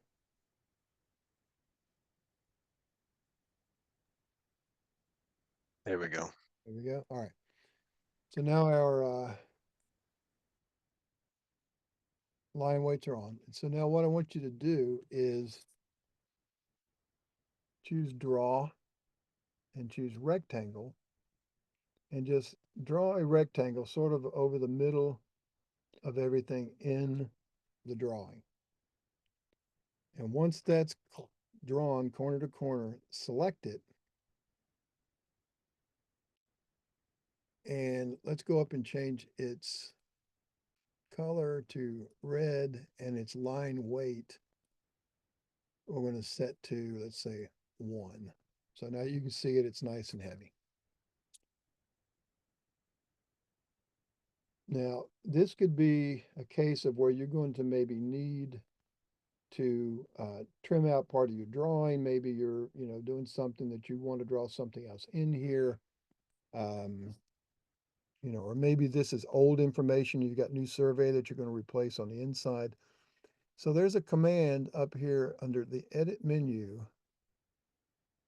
that lets you erase by a closed polyline. It's similar to this erase outside where we just picked the corners, but that takes everything on the outside, no matter what. Now this is going to be erased by closed polyline. And I'm going to now select that closed polyline, and I'm going to select which entity types that I want to click, or to clip. I'm going to take them all, auto select the ones to clip, and then you can have inclusions and exclusions. Say, take everything inside this, get rid of it, except for any other closed polylines. But I'm going to leave that off. And you can choose to erase on the inside or erase on the outside. I'm going to say erase on the inside. I'm going to say OK. And what it did now is it went through here, and it, like this line here, used to go all the way across and into here, but it trimmed it off at that border. It clipped it. Now, it did not clip the text because the text has an insertion point that's outside, so it keeps the whole text. If the text crossed the line and had an insertion point on the inside, it would have kept that text, or it would have gotten rid of that entire text, even if it went outside of it. It doesn't clip off the text, but it clips off all of this other line work based on that boundary that we selected. So I'm going to go up to edit and choose undo several times until I get back to where I was. There I am again. Would typing U in the command work as well? Yep.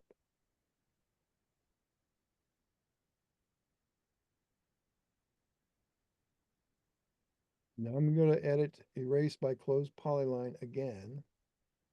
And I'll select my closed polyline, and this time I'm going to erase on the outside. And you'll see it just does the opposite. Okay. Now here's the case where this text has an insertion point on the inside, so it didn't trim it. It kept it because that's where it was defined. All right, so I'm going to undo that again till I'm back. And now let's do this. We've got this polyline that we drew, that rectangle. Now I've got a bunch of other stuff, so I'm going to zoom in tight, make sure I select it, and I see that's okay. Well, if I want to only work on that one object, I can choose this on my view menu. I can choose show hide by selection. Well, I'm going to isolate by selection. And now it wants me to pick the things that I want to isolate. So I'm going to zoom in here and just get that red line. I'm finishing my selection set, so I'm going to hit enter, and now everything goes away except for that. It's still there, it's just isolated this. Now, what I want to do is I'm going to change the shape of this border here and show you what else it can do. So I can do that by selecting it. I can hover over the mouse and say add vertex, and I can, put something here, or I can go to the edit menu, polyline utilities, and say edit polyline instead of remove, but this time edit, and I'm going to add polyline vertex. I'll select the polyline I want, and now I'm just going to click a series of points. For how long? Oh, hush, Siri. For how long? There we go. All right, so now I've got something, and I'm done with that now. I'll hit enter to finish. So I've obviously changed this pretty radically. And now I want to go back to my view menu where I said show hide by selection, and I'm going to show all this time. For how long? Oh, for heaven's sake. For how long?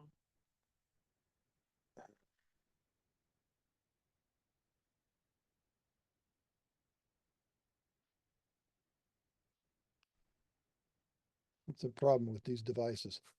All right, so now I'm back. I've got this weird looking shape, and it can be anything. It could be a star, it could be a circle, as long as it's a drawn polyline. And I'll go back to that same command, edit, erase by closed polyline. I'll select my polyline that I just edited, and this time I'm going to erase stuff on the inside again. But you can limit it to only clear out, the polylines or just the text, anything that you want. I'll take everything. I'll say okay, and it's going to do that very same thing. Now, to do that just using CAD tools, what you would have to do, I'll put this back, is you would have to select this item, right click and say trim, and then you'd have to go through here and find all of these little things that you wanted to trim.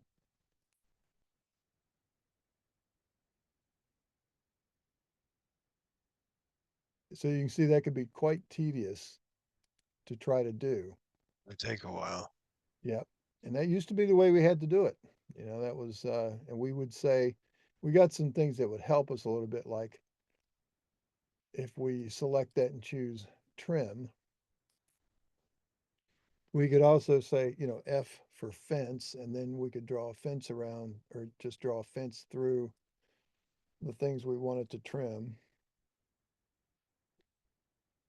And of course it didn't work. All right, so if I trim, select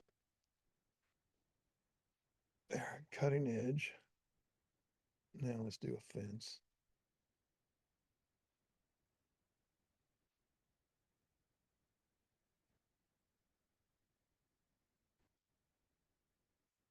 So, you know, there are some things that will help you, but you can still see that even with that, it's going to be quite a bit of cleanup. So that's one of those Carlson commands. It's gee whiz, I'm glad I found that command, right? So let's Sounds good to me. undo that bit. And now I'm just going to select that and I can get rid of that.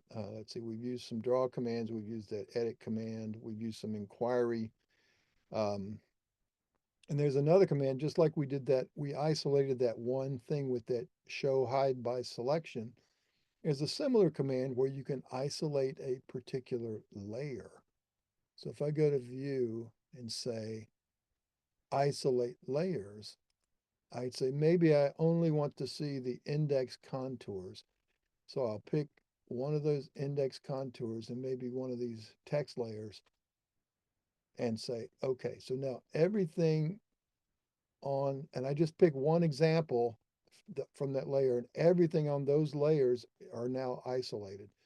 I can do my work, get finished, done what I'm done, and then when I'm finished, I'll go back and restore my layers.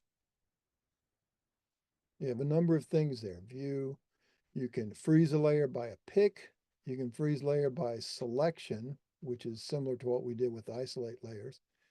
You can thaw and isolate, restore, turn all of them on and off, etc., etc. Set a current layer, change the layer, etc. Get your layer control. Now, all of those things have icons next to them, and you see they're up here on my layer toolbar. One of which is right here, erase by layer. Well, that's not under view down here, but it's under edit, erase, and you see right there's that command. And that is a really useful command for us. Let's say we wanted to get rid of all of these little break lines in our file. See, that's on this layer BKLN. You can do two ways. You can isolate that layer, which was this guy right here, isolate layers. And if I pick one of those and say that they're now there, I could then draw a window around this and hit delete. That would do the same thing. But I can do this if I erase by layer, edit, erase by layer. I'm now going, again, I can limit it to just certain things or choose all. And if I can select layers from the screen or from a list, I can select them from the screen. So I'm going to pick one of those. Those are those. And let's say I'm going to also get all this purple text. So I'll get all of those. And that puts this list in here. You can type in that list. You can pick it from here. You can pick it from the screen. Once you have the layers identified, you hit OK. And now they go away and they're gone out of the drawing. They're not frozen. They're not anything else. They're just gone. Okay, so now the only way to bring those back again at this point would be to use the undo command. Okay, if I undo that. So now they're back. And if I run edit, erase by layer again, notice this list is still here. I don't have to repick them. Well, let's say I wanted to keep the text, so I could just clear that list out to just be the break line layers. I hit OK. Now they go, but the text stays. Okay. So that could be useful for you sometimes if you're doing something and you put a bunch of drawn elements as a result of command, they all go on like subdivision lot lines, for instance. And let's say you don't like the lot lines, you want to redo them. Well, instead of having to isolate and select and pick, you can just erase by layer, pick it all, and go from there. Okay, now, there's another command. It's been part of AutoCAD since day one, and a lot of people never heard of it. They don't see it. And it's called the oops command. Notice when we've been putting this stuff back, we've been using undo. So let's say we do this. Let's say I've selected, a few of these polylines in here, and I'm just going to delete them. I hit the delete key, or I'm going to hit that X button. So I've now deleted those polylines. I did not delete the layer. I did not trim by a boundary. I just did a standard AutoCAD erase. So when you do a standard AutoCAD erase, if you, let's say, then go and draw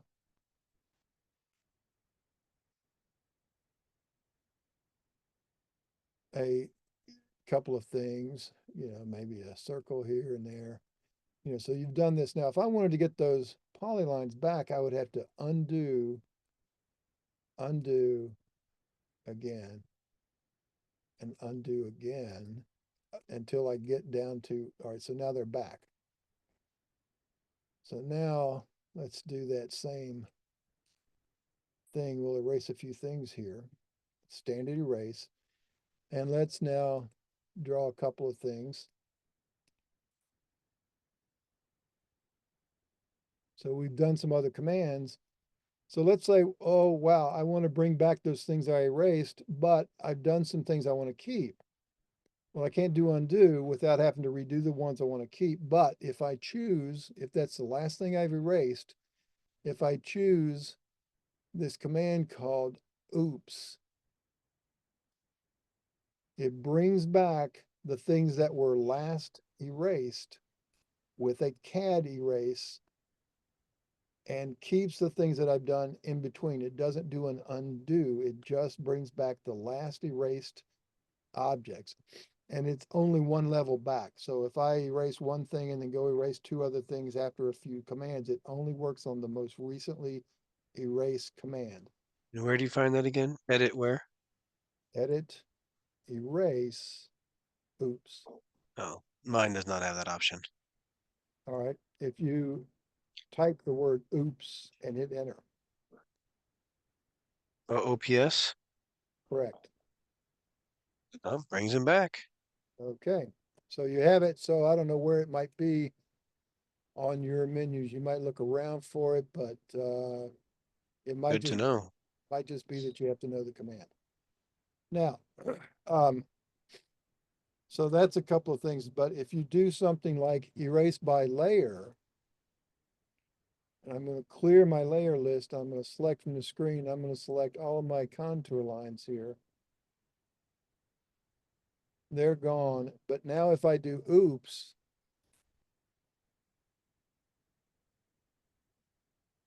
notice what it brought back. It brought back those last two things that I had erased. So it doesn't work on those Carlson erase commands, only on a CAD command. That's what oops works on. Okay. So that would be a couple of things to keep in mind. Let's see, we'll come back.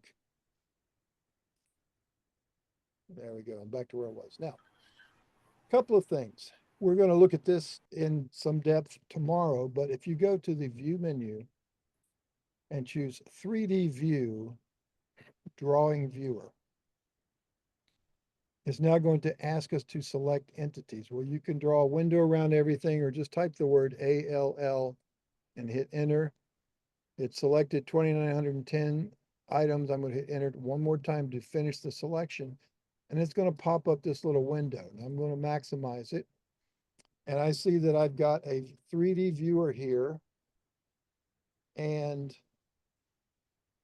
I've got some things over here on the right that I can use to control. I can say uncheck or check, ignore zeros. If I don't have it to ignore, and then if I spin this up, you see that's much like we did before, although it's not directly over top of it because you're looking at a perspective view. So it's not, you know, the far away plane looks to be smaller because it's in perspective. Okay. So we generally say ignore zero. So I'm only going to look at the things that have elevation. Well, I'm going to go over here to my little buttons and I'm going to choose this icon that's second from the left on the top row. That's my rotation mode. And I'm going to come here to the middle and I'm going to click the mouse and just push it up. I'm going to go down to the bottom of the screen. It's going to change to a Z and I can spin it around and I can use the wheel to zoom in and out. So that's a really nice way to verify things that have elevation to make sure nothing is going to be problematic in your drawing.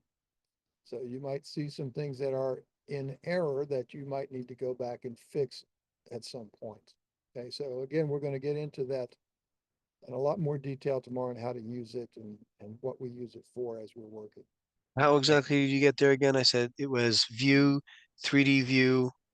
Drawing viewer. Now the drawing viewer always prompts you to select things from the drawing.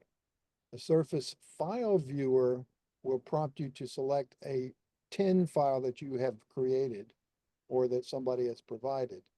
And you can look at that as well. Now, if I look at that drawing, the surface file viewer,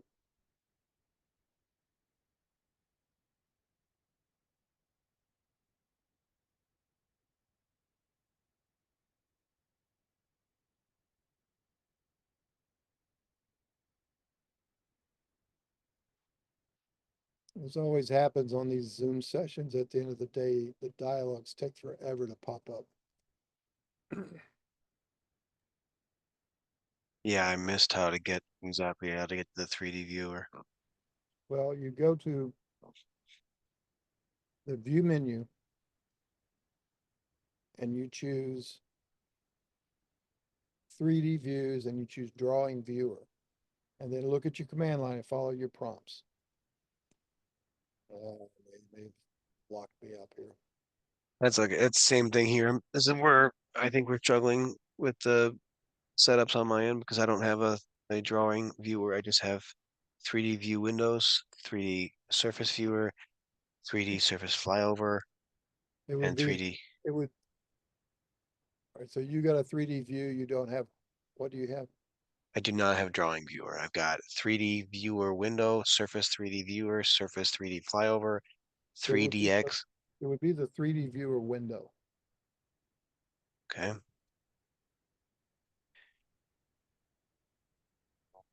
Thinking, I guess. It's not doing anything yet.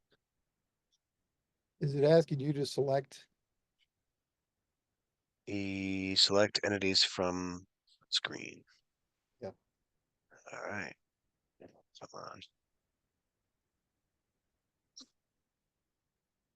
on. There we go. That'll do.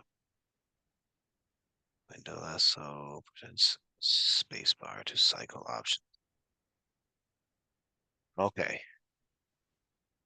You should get a window that pops up and you can resize it and reposition it, and do whatever. Yep. No, I think we're good now. That's very helpful. All right, so the surface file viewer, in contrast, will ask you to pick a terrain file that you have created or that somebody sent you. And it's really the same viewer. It just loads up, it reads the definition of the surface file and shows it as triangles. And so if I go here I'm gonna go up one and I'm gonna go to another fundamentals class. And let's look at this surface. And I see, that you can tell is that same surface definition that was created from, if I go to model and add some entities. See, that's exactly the same data set that built this surface file, but it now has these triangles that are all stitched together, and you see those triangulated irregular network. That's your 10 Nice. definition, okay? And we'll take a look at all of that stuff and see how we can look at, color by elevation and all kinds of different things that we can look at to tell the range of elevations in our file. And we see in this little set of numbers over here that we can't really set the interval, but we can see it ranges from like 1280 up to 1350. So that, seems reasonable for us as well. Now, I hit the exit button at the bottom, the little icon that says going out the door. That's my exit button as well. So another common issue that we have with elevated data that sometimes will give us some erroneous results is if we have something at some elevation that it shouldn't be at. Let's say we've got, instead of this polyline being at 1310, that's maybe somebody was a little dyslexic and they created that at 1130. So I'm going over here in the properties and I'm changing that to 1130. So now if I were to try to have modeled this stuff, I would see, and I'm just going to grab a few of these things under my 3D viewer.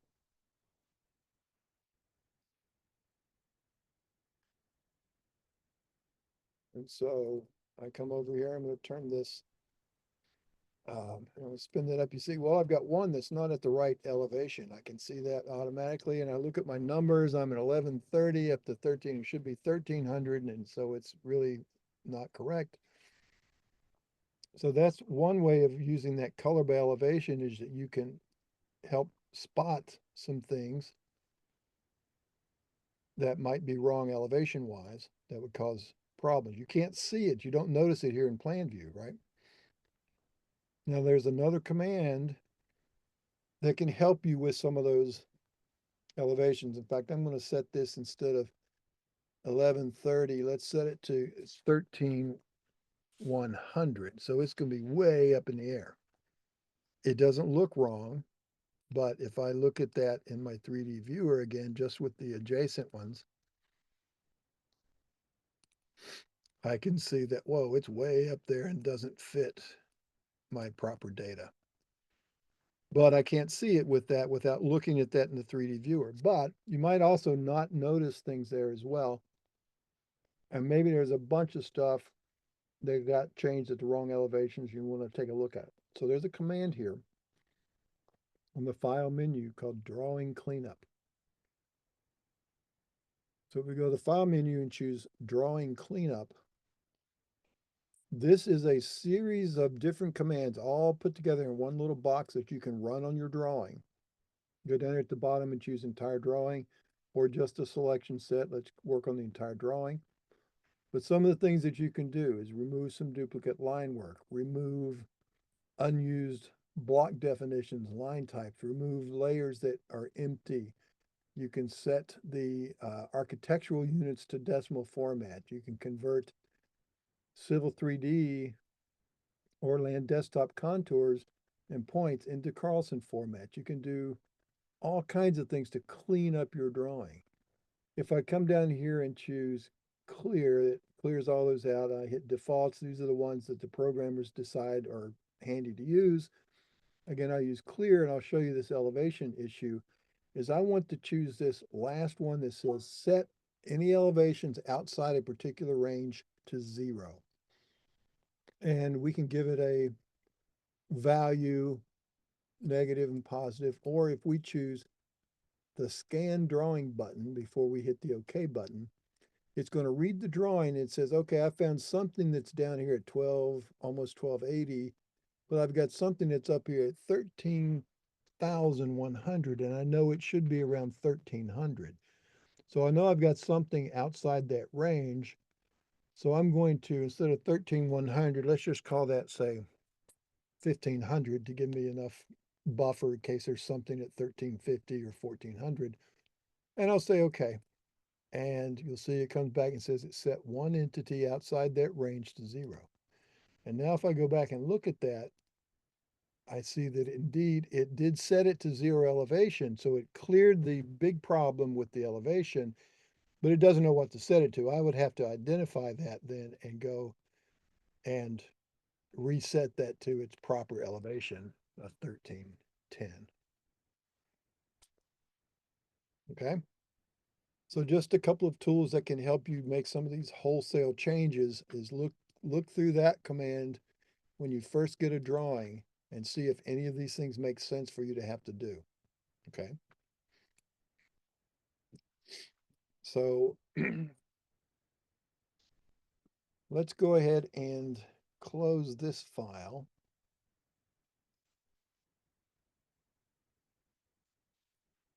And let's go back to, let me put this back over here and bring this back up. Let's take a look real quick right at the end of our day. But let's go over here to our table of contents. We're going to go to page 13, this points exercise. And we're going to be just in an empty drawing. So we're going to set a coordinate file that we're going to be using called exercise 1 coordinates. Okay, so let's go to that that coordinate file. So I'm going to choose a new drawing, use an existing template, and let's just we'll use that Carlson template again. We'll say finish. And up it's going to come. We'll give it a name and we'll just call it, I'll go back to my fundamentals class and I'll call this one class example 3 this time. I'll set my horizontal scale to 20. I don't know why this is not sticking.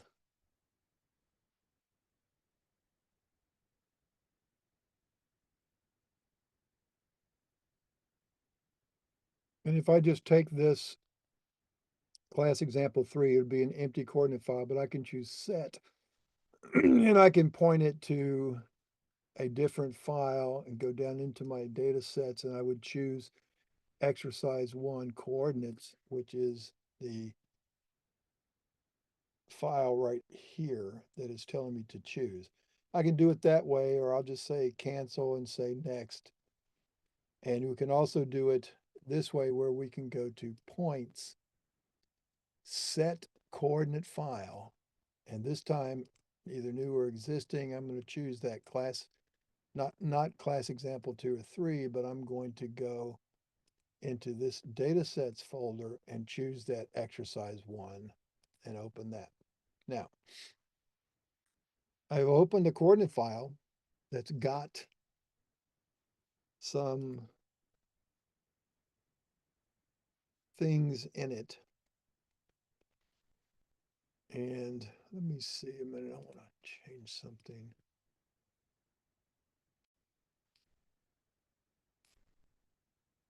Oh, okay, I know what's going on. It's resetting to what the template file is set to. That's interesting. All right, so if I go to my points menu, now that I've changed files and I list points, number 3, down from the top. And I'm just going to choose list all and say, okay, here's my list of points. I've got 22 points, min, max, et cetera, et cetera. Notice I've got some negative coordinates, so I'm not really all that concerned about these, but I've got elevations on them. So I do have a bunch of points. I got 22 points, but nothing's in my drawing. So I had to go to my points menu and draw or locate points. In which case I'm going to now choose my point symbols. I'm going to choose this X this time. I'm going to keep them on V node, and I'm just going to come down here and choose draw all. So it's going to draw all my points, and you can see they have a point number, a point symbol, a point elevation. There's no description because the description columns were empty on there, so it doesn't matter. They don't have to have a description. If I were to double click it, you see there's no description showing up in the drawing and no description in the coordinate file itself. So you could make those edit and behave accordingly. Now, what this little exercise talks about or shows about doing, we've already sort of done some of it already. We use them to draw points or to draw lines with those commands. And we use point ranges, etc. We indicated the linking. We've gone through some of that already, but here's a couple of things to keep in mind. If we draw, remember Carlson draw commands, they draw a 2D polyline. And by the way, a polyline as opposed to a line, that means it's going to connect all of the little adjoining segments into a single entity, whereas lines would be individual segments and they're individually selectable. So we're going to use polylines quite extensively in our work. And so I'm going to draw this 2D polyline. I'm going to uncheck this use current drawing properties, and I'm going to choose this layer. I'm going to hit select, and I'm going to choose existing. I'll say okay. I'll say okay. And remember, I had 22 points, point to point numbers. I'm just going to say 1-22. You know how that part works, except I missed.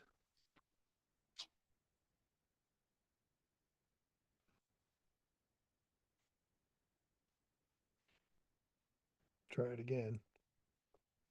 1-22. There we go. All right, so now MSLT scale is on, LT scale should be 1 instead of 10. There we go. All right, so there's my 2D polylines, but my points, and if you notice, and if I go up here and grab that little corner, or if I spin that thing around, all my points of elevation, but my polyline is all down there at 0. Okay, so contrast that with now if I draw a 3D polyline, and I'm going to put this on final. And again, draw 1-22. All right, looks like it's directly over top of each other. And yet, if I were to look at that in 3 dimensions, you can see the difference. Okay. Now, what does that imply? And what does it mean for us? When we are creating line work that needs to stay 2-dimensional. Now, Bert, this would be a case of, for instance, a railroad alignment.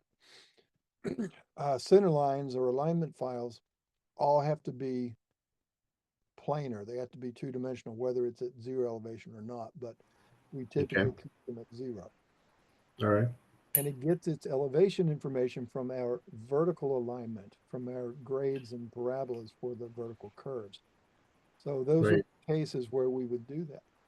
Where we would use 3D lines would be if we're defining, say, the edge of some feature out on the ground, maybe the center of a stream or the top of a bank or the edge of a parking lot, back of curb, flow line in the gutter, anything like that. We want to make sure those get their proper elevations. So that's when we would use those point elevations.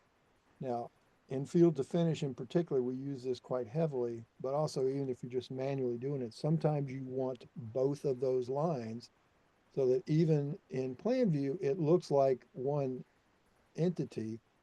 If I click on it, if you're set to use selection cycling, you're going to see this show up as to which one do you mean to get. if you don't have that on, you need to turn on your selection cycling, which is down here at the bottom somewhere.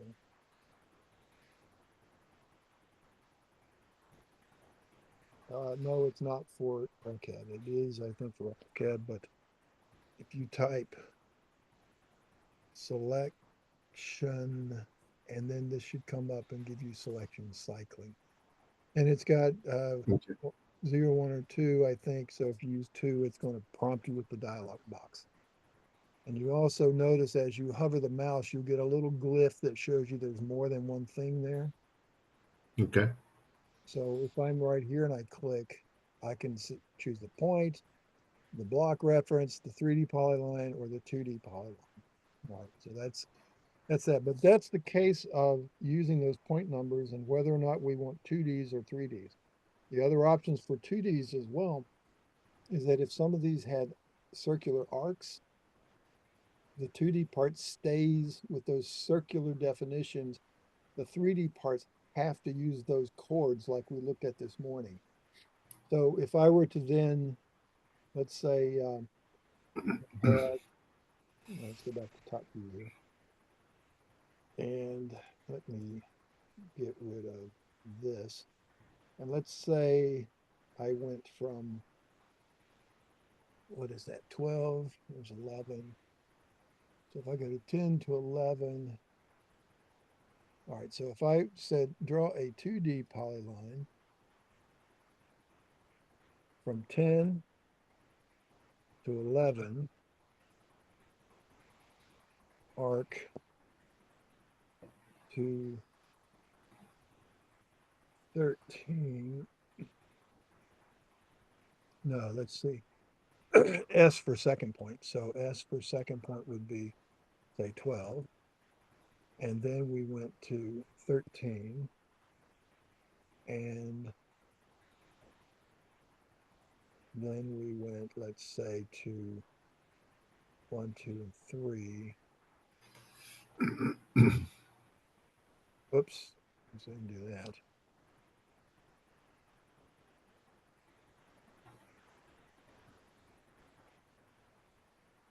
What is that? There we go.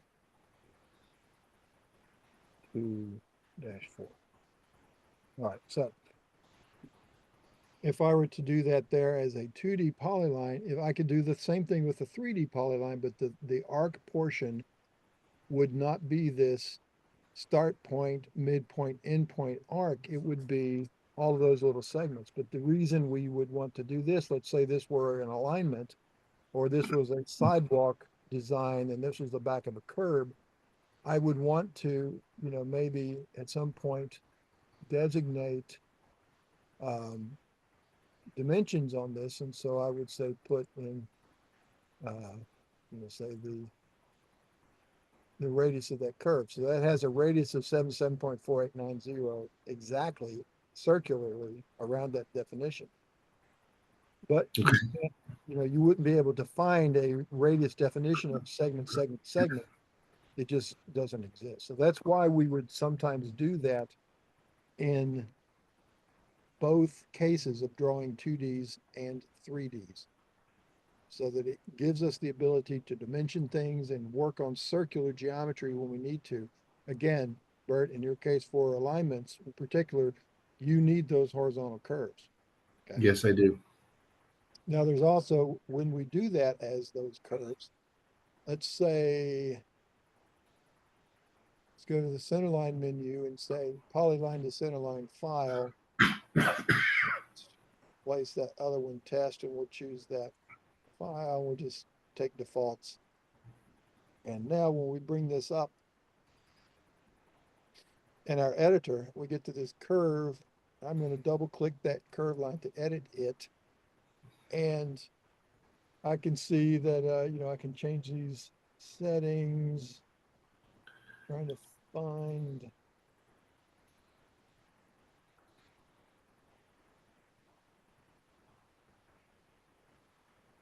what I'm looking for. If I go tangential to previous,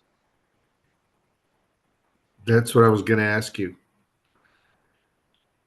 how do we do that? So I'm forcing that to be tangential to the previous segment. Okay. All right, so that, see, it pulls it Yeah, around, yeah. obviously pulls it off those points. Now, the other thing is that though has a, notice in my settings here, see this curve was picked, look right up here in the upper right, this curve type. Okay. Mine's set to roadway. Bert, you're gonna almost always be sitting on railroad. Right. Now, what's the difference for those of you who are interested? A curve in alignment geometry is defined, or it has a property known as a degree of curve, which is, if I look at my curve info, and I put this and it, see, it has a P is my curve info. It's got northern and eastern for the PC. That's the point of curve, the point of tangent, and it's got a radius. But it also has a railroad degree of curve, a chord curve length, an excess of 1480, and here's some tangent in bearings, et cetera, et cetera. So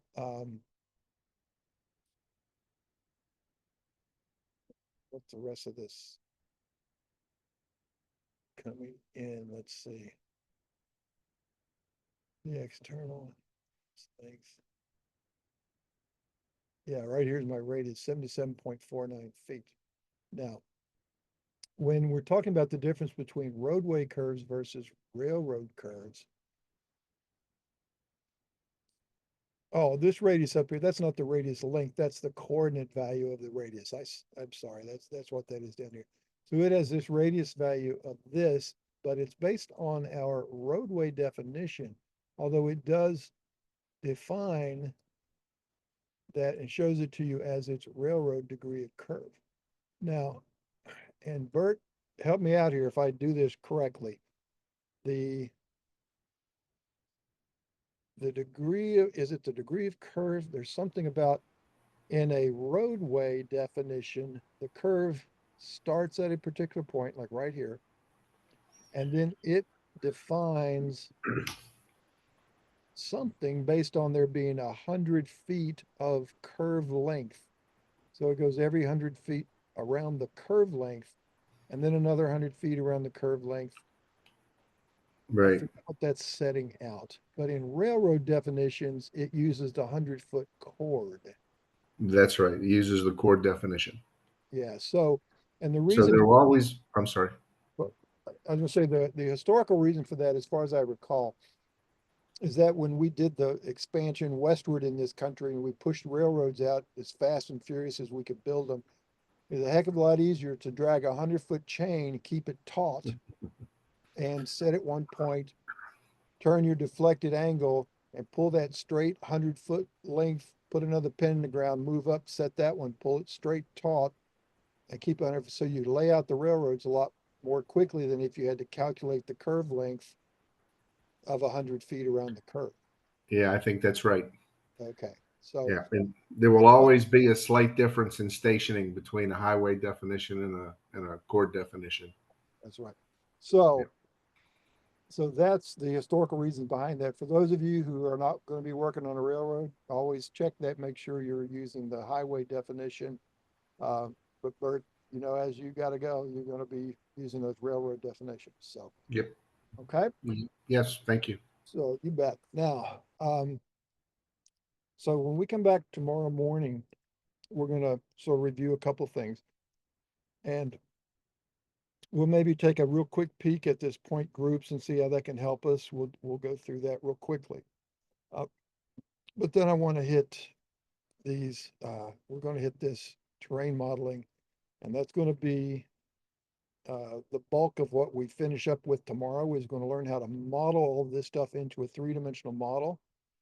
What break lines are, how to use them, how to create them if we don't have them, and how to use that 3D viewer to help us view things. And we'll do a couple of exercises. We'll finish up our day with this little putting it all together workflow, whereas we're going to take this set of points that you see over here on the right. And we're going to generate a surface from it. And we're going to then create a little borrow pit and merge it down into that stockpile surface. And we'll create a little centerline alignment to get our trucks up there and into our borrow pit. And we'll set up, here's our, this is the existing ground exaggerated in our vertical alignment. And we're going to define, like you see here on the lower right of this page here, we're going to define a vertical alignment. And then we're going to plop that down on the ground in 3D. We're going to offset the road edges. And then we're going to offset those road edges to where they intercept the existing ground. So that would be our graded side slopes. And you would see it generates contours like you see over here. So this is sort of up in the air this way, and then it's cut into the bank this side. And you can see some of that over here as well. So we'll wrap up our understanding of things with that little exercise come tomorrow morning, or come tomorrow by the end of the day. Okay. All right, very good. Thanks, Ken. Any questions on the fire hose treatment today? Everybody good? If I could stop seeing stars. Yeah. Well, here's a bit of advice. A lot of stuff came at you today. Do not try to remember it all tonight. Don't go home and cram, and don't try to study and do all this kind of stuff unless you're just a masochist for doing that. You're welcome to, but I would recommend, clear the pipes a little bit. Go have a nice cold one somewhere. And I'm headed to gymnastics with my 1-year-old or 2-year-old. I mean, well, you're going to need a drink afterward then. I need Okay. a drink now. Yeah. So there you go. Yeah, I've actually got 8 grandkids at this point in my life, and they're safely in their parents' hands, and I am safely laughing up my sleeve at how the curse came true. So with all the kids are their parents now, and so now they're seeing what it was like. So it's grand. All right. So with that in play, let's stop our recording.